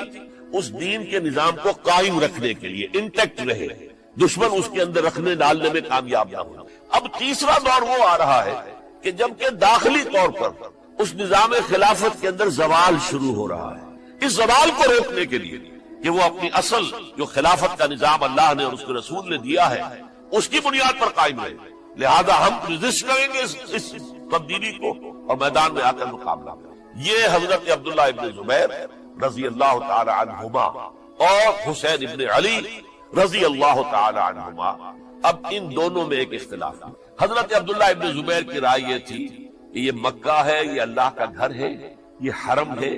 اور یہاں کے لوگ بہت سے برے اثرات سے ابھی تک بچے ہوئے ہیں، پاک ہیں، لہذا ہمیں یہاں رہنا چاہیے۔ اس کو مرکز بنا کر ظاہر بات ہے اسی مکے سے محمد الرسول اللہ صلی اللہ علیہ وسلم نے دعوت شروع کی تھی، وہیں سے وہ پھیل کر جو ہے ایک عظیم انقلاب کی شکل اس نے اختیار کی تھی، ایک عظیم مملکت جو ہے حضور چھوڑ کر گئے تھے۔ تو ہمیں مکے میں رہ کر ہی اپنی تحریک شروع کرنی چاہیے، لیکن ادھر حضرت علی کے پاس پیغام آ رہے تھے کوفے سے۔ کوفہ چونکہ حضرت حسین کے پاس پیغام آ رہے تھے کوفے سے، چونکہ کوفے کو حضرت علی نے دارالخلافہ بنا لیا تھا، اور وہاں سمجھا جاتا تھا کہ حضرت علی کے ہمدرد اور حضرت شیعان علی جنہیں ہم کہے ان کے ساتھی ہم خیال یہ لوگ ہیں کثرت کے ساتھ، اور وہاں سے اب خطوط کا تانتا شروع ہو گیا، آپ یہاں آئیے، ہم بےتاب ہیں، آپ کا استقبال کریں گے، آپ کے ہاتھ پر بیعت کریں گے، تاکہ یہ جو قیصر و کسریٰ کی سنت شروع ہو رہی ہے اس کو روکا جا سکے۔ وہ تانتا بنا ہوا ہے خطوط کا۔ تو حضرت حسین رضی اللہ تعالیٰ عنہ نے فیصلہ کر لیا کہ میں کوفے جاؤں گا۔ حضرت زبیر روکتے رہ گئے کہ نہیں، کوفیوں پر اعتماد نہ کی، یہ زبانی کلامی ساتھ دیتے ہیں، جب ڈنڈا چلتا ہے تو پھر یہ ہٹ جاتے ہیں میدان سے، ان پر اعتماد نہ کریں آپ، لہٰذا یہی مکے میں رہیے اور ہم دونوں مل کر ایک بڑی طاقت بن جائے، اور یہ مکہ جو ہے ہمارے لیے حصار ہے، یہ ہمارے لیے پناہ گاہ ہے، یہاں سے اس دعوت کا آغاز کیا جائے۔ اب یہ افسوس ہے، اس سے اللہ کی مشیت سمجھا جائے،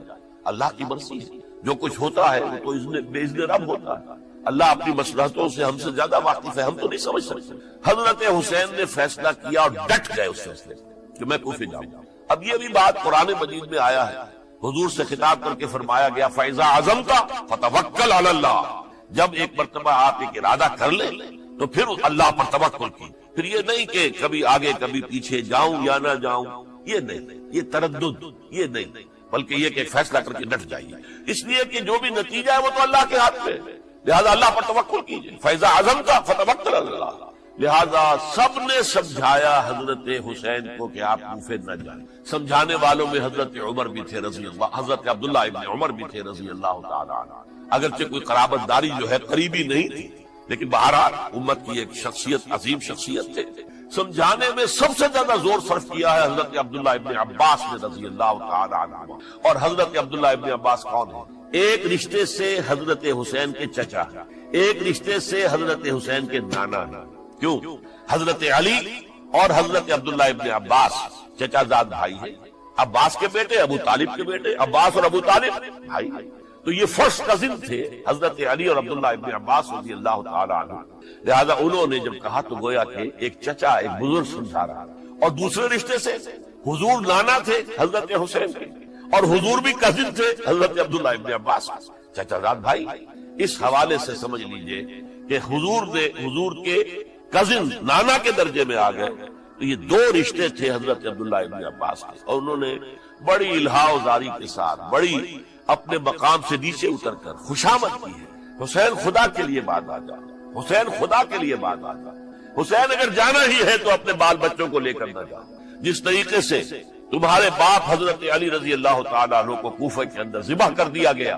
کہیں ایسا نہ ہو کہ تمہیں بھی تمہارے بال بچوں کے سامنے ذبح کر دیا جائے، بات آ جاؤ۔ لیکن حضرت حسین اب اللہ کی طرف سے ان کے دل میں ایک ارادہ پختہ ہو چکا تھا، اور انہوں نے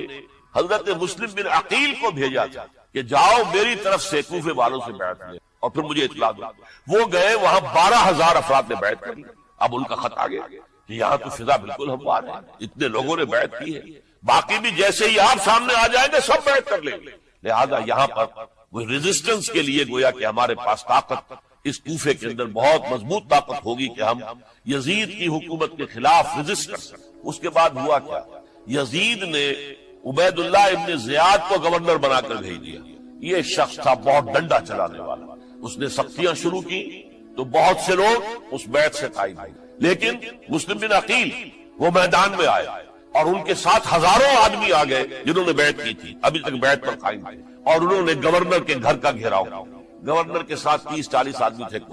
وہ چھتوں پر چڑھ گئے، وہاں سے پتھراؤ کیا، اور وہاں سے جو 30-40 آدمی کوفے کے تھے ان سے کہا تم اپنے اپنے لوگوں کو کہو کہ چلے جائیں واپس یہاں سے۔ انہوں نے اوپر سے کہنا شروع کیا، ڈرایا، بہت خوفناک نتیجہ نکلے گا، اب عبید اللہ ابن زیاد تم سب کو ہلاک کر دے گا۔ ایک ایک کر کے بھیڑ چھٹتی چلی گئی، اور صرف چند افراد ہیں، اور اس کے نتیجے میں حضرت مسلم بن عقیل شہید کر دی، بلکہ ایک شخص حامی نے انہیں پناہ دی تھی کوفے میں، ان کو بھی قتل کر دیا گیا، شہید کر دیا۔ اس پر یہ ہے کہ انہوں نے ایک شخص کے ذریعے سے پیغام دیا قتل کیے جانے سے پہلے کہ دیکھو میرا تو وقت آگے آیا، میں تو اب قتل ہو جاؤں گا، شہید کر دیا جاؤں گا، تو میرا پیغام حسین تک پہنچا دو رضی اللہ تعالی عنہ کہ یہاں یہ بغاوت ہو گئی۔ لوگوں نے، کوفیوں نے، الکوفی لا یوفی، کوفی جو ہے وہ پورا نہیں کرتا اپنے عہد کو اور وفا کو، اس کا ایک ثبوت ہمیں مل گیا، یہ سب کے سب منحرف ہو گئے بیعت سے، آپ جہاں تک آ گئے وہاں سے واپس چلے جائیں۔ جب حضرت حسین کے پاس یہ پیغام پہنچا اور انہوں نے ارادہ کیا کہ ٹھیک ہے یہ تو حالات بدل گئے، لہذا واپس چلنا چاہیے، شاید عبداللہ ابن زبیر کی رائے ہی صحیح ہے، ہمیں مکے ہی میں بیٹھ کر کام کرنا چاہیے۔ لیکن اب جو ہے عرب کا ایک خاص مزاج ہے، حضرت مسلم بن عقیل کے بیٹے آڑے آ گئے، اب ہم اپنے باپ کے خون کا قصاص لیے بغیر نہیں جائیں گے۔ اور حضرت حسین رضی اللہ تعالیٰ عنہ بامروت انسان، شریف النفس انسان، کیسے ممکن تھا غیرت مند غیور انسان وہ کیسے ان کی بات کو رد کرتا؟ لہذا اچھا چلو چلتے ہیں کیسے کی آگے بڑھتے چلے گئے، کربلا میں پہنچ گئے، جو کچھ وہاں ہوا ہے پھر آپ کو معلوم ہے۔ اس میں یہ بات ہے پہلے 1000 کا لشکر بھیجا تھا عبید اللہ ابن زیاد، اس پر حضرت حسین رضی اللہ تعالیٰ عنہ نے جو باتیں کہی وہ کچھ اثر انداز ہو گئی۔ ان کا افسر جو تھا حر بن یزید تمیمی، وہ بعد میں حضرت حسین کا حامی ہو گیا اور حضرت حسین کے ساتھ ہی اس کو بھی شہادت نصیب۔ پھر دوسرے کو بھیجا عمرو بن سعد، عمرو بن سعد بھی ایک بڑی عظیم شخصیت کے کا بیٹا تھا، حضرت سعد ابن ابی وقاص جو فاتح ایران تھے اور جن کو غزوہ احد کے موقع پر حضور نے فرمایا تھا کہ اے سعد تیر چلاؤ، میرے ماں باپ تم پر قربان، جبکہ احد میں گھیراؤ کر لیا تھا حضور کا اور کفار قتل کرنے کے لیے ہجوم کر رہے تھے، اور کچھ حضرات تیر چلا چلا کے انہیں پھینک رہے تھے، دور جو ہے ہٹا رہے تھے، ان میں سے حضرت سعد ابن ابی وقاص بھی تھے۔ پھر وہ فاتح ایران تھے، اسی لیے گورنر بن گئے تھے ایران کے۔ سعد جو ہے ان کا بیٹے، یہ عمرو جو ہے یہ اب ایک بڑے صوبے کا گورنر بھی تھا، اس وقت 4000 آدمی دے کر بھیجا، وہ بھی نرمی کرتا رہا، اس نے کوئی تشدد نہیں کیا، اس کے اندر بہرحال اپنے عظیم باپ کے خون کا کچھ اثر تھا۔ لیکن یہ کہ پھر ابن زیاد کو اطلاع مل گئی کہ عمرو ابن سعد جو ہے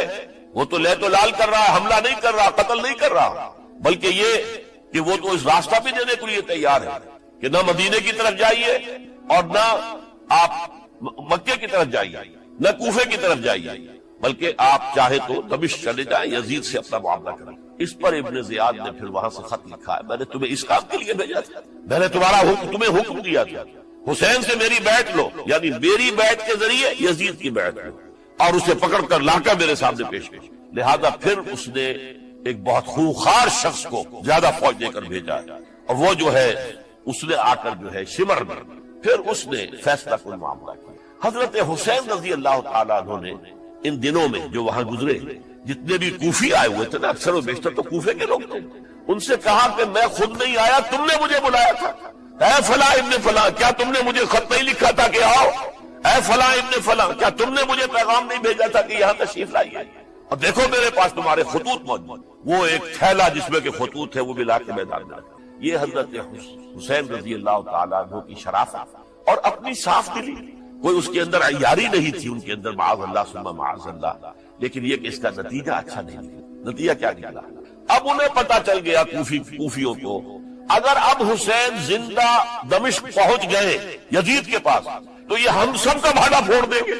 ہماری شامت آ جائے گی، لہذا اب تو کسی صورت انہیں زندہ نہیں رہنا۔ یہ بڑا اہم واقعہ نوٹ کر لیجیے، اس لیے کہ حضرت حسین نے ایک ایک کا نام لے کر اے فلاں ابن فلاں، اے فلاں ابن فلاں، اے فلاں ابن فلاں، کیا تم نے خط نہیں لکھا تھا؟ کیا تمہارا پیغام نہیں تھا؟ اب انہوں نے دیکھا کہ یہ بھانڈا اگر یزید کے ہاں جا کر پھوڑ دیا گیا تو پھر ہماری خیر نہیں ہوگی۔ یہی وجہ ہے حضرت حسین کو شہید کرنے کے بعد، یہ نوٹ کر لیجئے، 72 آدمی تھے کل، جس کو کہلے لشکر حضرت حسین کا رضی اللہ تعالیٰ عنہ، ان میں سے 20 خاندان بنی ہاشم کے چشم و چراغ، وہ بڑی بہادری سے لڑے، بڑی بہادری سے لڑے، ایک ایک نے لڑ کر جان دیا، بہت سو کو مارا۔ یقاتلون فی سبیل اللہ فیقتلون ویقتلون، قتل کر بھی رہے تھے، قتل ہو بھی رہے تھے، ایک ایک کر کے قتل ہو رہے تھے، شہید ہو رہے تھے۔ 20 جو ہے خاندان بنی ہاشم میں سے شہید ہوئے۔ حضرت حسین رضی اللہ تعالیٰ عنہ کا ایک بہت ہی انفنٹ چھوٹا بچہ وہ بھی شہید ہوئی۔ باقی سب مرد، تمام مرد سوائے ایک حضرت حسین کے بیٹے حضرت علی بن حسین زین العابدین کہلائے بعد میں، وہ بیمار تھے، وہ جنگ میں حصہ نہیں لے سکتے تھے، وہ بچ گئے صرف۔ اچھا حضرت حسین شہید ہو گئے، یہ ہے 10 محرم الحرام سن 61 ہجری۔ کیا مطلب ہے؟ حضور کے انتقال کے ٹھیک 50 برس بعد سن 11 ہجری میں حضور کا انتقال، اور سن 61 ہجری میں حضور کے نواسے اور جن کے بارے میں حضور نے فرمایا سیدہ شباب اہل الجنہ،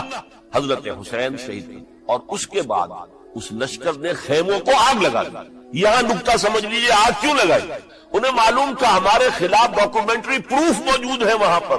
وہ ہمارے خطوط کے تھیلے وہاں موجود ہیں، اگر وہ باقی رہ گئے تو ہماری شامت آ جائے گی، ہمیں کون بچائے گا؟ ورنہ ظاہر بات ہے کہ اگر تو وہ دشمنی کے انداز میں بات ہوتی تو خواتین کی بھی بے حرمتی کی گئی ہوتی، لیکن نہیں، کسی نے۔ ظاہر بات ہے کہ خانوادہ نبوت کی کسی خاتون کی بے حرمتی نہیں، قطعاً نہیں کی، لیکن خیمے جلانا ان کی ضرورت تھی تاکہ وہ ریکارڈ جو ہے ان کا وہ تلف ہو جائے، سارے خطوط جو ہے وہ جل جائیں تاکہ ان کے خلاف ثبوت باقی نہ رہے۔ یہ عظیم سانحہ کربلا ہے۔ اب چونکہ یہ ہماری تاریخ کے ان واقعات میں سے ہے جس پر بہت کچھ اختلافات ہیں، مختلف گروہوں کی تعبیرات بہت مختلف ہیں۔ ایک طرف اہل تشیع کا اپنا بیان ہے، دوسری طرف اہل سنت کا ایک اجماعی بیان ہے، تیسری طرف کچھ ایسے لوگ پیدا ہو گئے جو حضرت حسین رضی اللہ تعالیٰ عنہ پر الزام لگا رہے اہل سنت میں سے کہ وہ تو حکومت کے طالب تھے، وہ اقتدار کے خواہش مند تھے، واجب القتل تھے۔ معاذ اللہ ثم معاذ اللہ ثم معاذ اللہ۔ حضرت حسین اگرچہ صغار صحابہ میں سے تھے، یعنی حضور کی حیات طیبہ میں ابھی چھوٹے بچے تھے، لیکن ان کا شمار صحابہ میں ہے۔ اور پھر یہ وہ شخص ہے جو حضور کی گود میں کھیلا ہے، یہ وہ ہے جو حضور کے شانوں کے اوپر جس نے سواری کی۔ علامہ اقبال نے جیسے حضرت اسماعیل کے لیے کہا ہے کہ وہ فیضان نظر تھا یا کہ مکتب کی کرامت تھی، سکھائے کس نے اسماعیل کو آداب فرزندی۔ ظاہر بات ہے حضرت اسماعیل کسی اسکول اور مدرسے دارالعلوم میں پڑھے نہیں تھے کہ وہاں پتا چلتا کہ والد کا حق کیا ہے۔ یہ فیضان نصر تھا، ابراہیم کی نگاہ کا یہ فیضان تھا کہ بیٹے کے اندر وہ جذبہ پیدا ہوا کہ یا ابت افعل ما تؤمر، ابا جان جو خواب آپ دیکھ رہے ہیں اور جو حکم آپ کو خواب کے ذریعے مل رہا آپ کر گزریے، ستجدنی انشاءاللہ من الصابرین۔ تو اسماعیل کا معاملہ اگر یہ تھا فیضان نظر سے، تو حضرت اسماعیل کو حضرت ابراہیم کے پاس زیادہ رہے بھی نہیں، وہ تو مکے میں رہے۔ حضرت عثمان جو حضرت ابراہیم تو شام میں رہتے تھے، کبھی کبھی آ جاتے تھے، اس سے زیادہ معاملہ نہیں تھا۔ وہ فیضان نظر حضرت اسماعیل کو تھا، تو حضور صلی اللہ علیہ وسلم کا فیضان نظر کتنا ہوگا اس کا آپ اندازہ کیجیے۔ یہ کوئی جنگ اقتدار نہیں تھی، معاذ اللہ ثم معاذ اللہ ثم معاذ اللہ، بلکہ انہوں نے اپنا ایک فرض منصبی سمجھا کہ میرے نانا کا لایا ہوا نظام اور اس کے اصول اب ٹوٹ رہے ہیں۔ جیسے حضرت ابو بکر کا قول میں نے آج بھی آپ کو سنایا، ایبدل الدین وانا حی، کیا دین میں ترمیم اور تنسیخ کی جائے گی، دین کی باتوں کو بدل دیا جائے گا جبکہ میں ابھی زندہ ہوں۔ اسی طریقے سے گویا کہ زبان حال سے حضرت حسین اور عبداللہ ابن زبیر رضی اللہ تعالی عنہم ان دونوں نے یہ فیصلہ کیا کہ ہم روکیں گے اس کو۔ آپ اختلاف کر سکتے ہیں کہ حضرت حسین کی رائے صحیح تھی یا حضرت عبداللہ ابن عباس کی رائے صحیح تھی، یہ کہہ سکتے ہیں آپ، لیکن کسی کی نیت پر حملہ نہیں کر سکتے۔ اسی طریقے سے بعض لوگ جو ہے حضرت عبداللہ ابن عباس، عبداللہ ابن عمر، ان کی نیتوں پر حملہ کرتے، ان کو تو یزید نے دولت سے خرید لیا تھا، معاذ اللہ ثم معاذ اللہ ثم معاذ اللہ۔ یہ دونوں جلیل القدر صحابہ ہیں، یہ تو صغار صحابہ میں سے نہیں ہے، یہ جوان تھے پورے حضور کے زمانے میں، جنگوں میں حصہ لیا ہے۔ حضرت عبداللہ ابن عمر نے، عبداللہ ابن عباس نے رضی اللہ تعالیٰ عنہ، انہیں کوئی رقم نہیں خرید سکتی تھی، کوئی دولت نہیں خرید سکتی، جو رائے انہوں نے قائم کی دیانتاً قائم۔ اور ہمارے ہاں اصول یہ ہے کہ جب کوئی نئی صورتحال پیدا ہو جائے اور اجتہاد کی ضرورت پیش آ جائے اور پوری کوشش کر کے مجتہد اجتہاد کر رہا ہے، تو اگر اسے غلطی بھی ہو جائے، مجتہد مخطی خطا کار اس کو بھی اکیرا ثواب ملتا ہے، اور مجتہد مصیب وہ مجتہد کے جس کی رائے صحیح، جس کا فیصلہ صحیح، اسے دوہرا ثواب ملتا ہے۔ تو ان کے مابین ایک اختلاف رائے کا ہوا، اجتہاد کا۔ آیا یہ غلطی اتنی بڑی ہے کہ امت میں تفرقہ پیدا کیا جائے، امن و امان کو برباد کیا جائے، خوریزی کا بازار گرم کیا جائے، یا نہیں؟ دو کی رائے یہ ہوئی، ان کی مخلصانہ رائے تھی، ان کی دیانت دارانہ رائے تھی، ہم ان کی نیت پر حملہ نہیں کر سکتے. آپ اختلاف کرنا چاہیں تو. اسی طرح حضرت عبداللہ ابن زبیر اور حضرت حسین ابن علی رضی اللہ تعالی عنہ، ظاہر بات ہے کہ ان کا بھی ایک اجتہادی رائے تھی کہ نہیں، یہ دین کے نظام کے اندر بہت بڑا رکھنا پڑ رہا ہے، یہ تو اب قیصر و کسریٰ کی سنت شروع ہو رہی ہے، یہ اسلام کے دین کے اوپر طریقہ نہیں، عمل نہیں ہو رہا ہے، تو ہم اسے اپنی جانوں کا نذرانہ دے کر بھی اسے روکنے کی کوشش کریں گے، رکے نہ رکے ہم اپنی جانیں دے دیں. یہ بھی دیانت دارانہ رائے تھی، مخلصانہ رائے تھی. ان کی نیت پر کوئی حملہ کم سے کم اہل سنت والجماعت میں سے کسی شخص کو حق نہیں ہے. اس لیے کہ اہل سنت والجماعت کا کہنا یہ ہے الصحابہ کلہم عدول،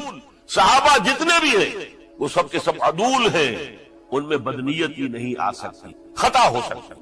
اہل سنت کے نزدیک معصومیت خاصہ نبوت ہے. نبوت ختم ہو گئی محمد رسول اللہ صلی اللہ علیہ وسلم، آپ کے بعد معصوم کوئی نہیں. ابو بکر بھی معصوم نہیں، عمر بھی معصوم نہیں، عثمان بھی معصوم نہیں، علی بھی معصوم نہیں رضی اللہ تعالیٰ عنہ. تو معصوم کون ہوا؟ عبداللہ ابن عباس بھی معصوم نہیں، عبداللہ ابن زبیر بھی جو ہے معصوم نہیں، حسین ابن علی بھی معصوم نہیں. اسی طریقے سے عبداللہ ابن عمر، عبداللہ ابن زبیر کوئی معصوم نہیں. انہوں نے اپنی رائے قائم کی ہے، اس پر عمل کیا ہے دیانت دارانہ سنسیریٹی کے ساتھ، اور ان کے لیے اللہ تعالیٰ کے ہاں ہر طرح کا اجر و ثواب سب کے لیے. حضرت عبداللہ ابن زبیر کی رائے اس اعتبار سے بہتر ثابت ہوئی، انہوں نے مکے میں پھر حکومت قائم کی، 9 برس تک ان کی حکومت قائم رہی. بنو امیہ ختم نہیں کر سکے. سن 73 میں جا کر ان کی شہادت ہوئی. اور ایک مرحلہ تو وہ بھی آیا تھا کہ شام اور مصر کی دونوں صوبے جو ہیں وہ بھی ان کے تحت آ گئے تھے. تو واقعہ یہ ہے کہ اگرچہ حضور نے ہمیں منع کیا ہے کہ کبھی یہ نہ کہا کرو کہ ایسا ہوتا تو ایسا ہو جاتا، نہیں، جو ہوا اللہ کی مرضی سے ہوا، اللہ کے عزیز. حدیث کے الفاظ ہیں ان کلمۃ اللو تفتح عمل الشیطان، یہ جو لو کاش یہ ہو جاتا، کاش یوں ہو جاتا تو بڑے اچھے نتیجے نکلتے، یہاں سے شیطان کا عمل شروع ہو جاتا. ورنہ واقعہ یہ ہے کہ دل سے یہ بات نکلتی ہے. اگر حضرت حسین اور عبداللہ ابن زبیر یکجا ہو جاتے اور مکے کو اپنا مرکز بنا کر جو عظیم مقصد انہوں نے اپنے سامنے رکھا تھا کہ یہ جو روایت غلط آ رہی ہے اسلام کے دینی سیاسی نظام کے اندر، اس کو ہم روکیں گے، تو اللہ تعالیٰ انہیں کامیابی عطا فرما دے. لیکن یہ پھر ہم کہیں گے ما شاء اللہ کان وما لم یشاء لم یکن، جو اللہ نے چاہا وہ ہوا اور جو اللہ نے نہیں چاہا وہ نہیں ہوئی. حضرت حسین کو وہ عظیم شہادت اللہ نے دے دی، وہ اونچا مقام عطا کرنا تھا، اور پھر ان کی عظیمت، ان کا صبر، ان کا ثبات، ان کا استقلال معلوم ہوا کہ اللہ تعالیٰ نے انسانوں کے اندر کتنی کچھ طاقت رکھی تھی اور کتنی کچھ صلاحیت اللہ نے مدیت کے لیے. وہ جس طرح ڈٹے رہے، کھڑے رہے.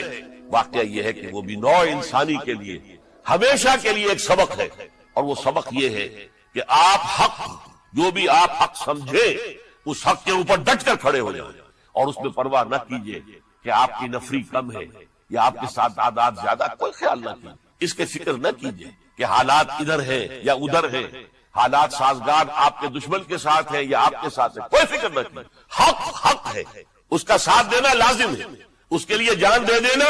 یہ سب سے بڑی کامیابی. وَلَا تَقُولُوا لِمَن يُقْتَلُ فِي سَبِيلِ اللَّهِ أَمْوَاتٌ، ہرگز نہ کہنا ان کو جو اللہ کی راہ میں قتل ہو جائیں کہ وہ مردہ ہیں. بَلْ أَحْيَاءٌ، وہ تو زندہ ہے، وَلَٰكِن لَا تَشْعُرُونَ، تمہیں شعور نہیں ہے. وَلَنَبْلُوَنَّكُمْ، اب یہ تمام مسلمانوں سے خطاب ہو رہا ہے، ہم تمہیں لازماً آزمائیں گے بِشَيْءٍ مِّنَ الْخَوْفِ، خوف سے، وَالْجُوعِ، اور بھوک اور فقر و فاقے سے. حضرت حسین اور ان کے ساتھیوں کو پیاس کے ذریعے سے آزمایا گیا، حالانکہ دریا دور نہیں ہے لیکن پانی بند کر دیا گیا. کیسی کیسی شدت اور کیسے کیسے سخت حالات کا سامنا کیا، لیکن جھکے نہیں، گردن نہیں جھکی، ڈٹے رہے اپنے موقف کے اوپر. وَلَنَبْلُوَنَّكُمْ بِشَيْءٍ مِّنَ الْخَوْفِ وَالْجُوعِ وَنَقْصٍ مِّنَ الْأَمْوَالِ وَالْأَنفُسِ وَالثَّمَرَاتِ، اور ہم تمہیں جانی اور مالی نقصانات کے ذریعے سے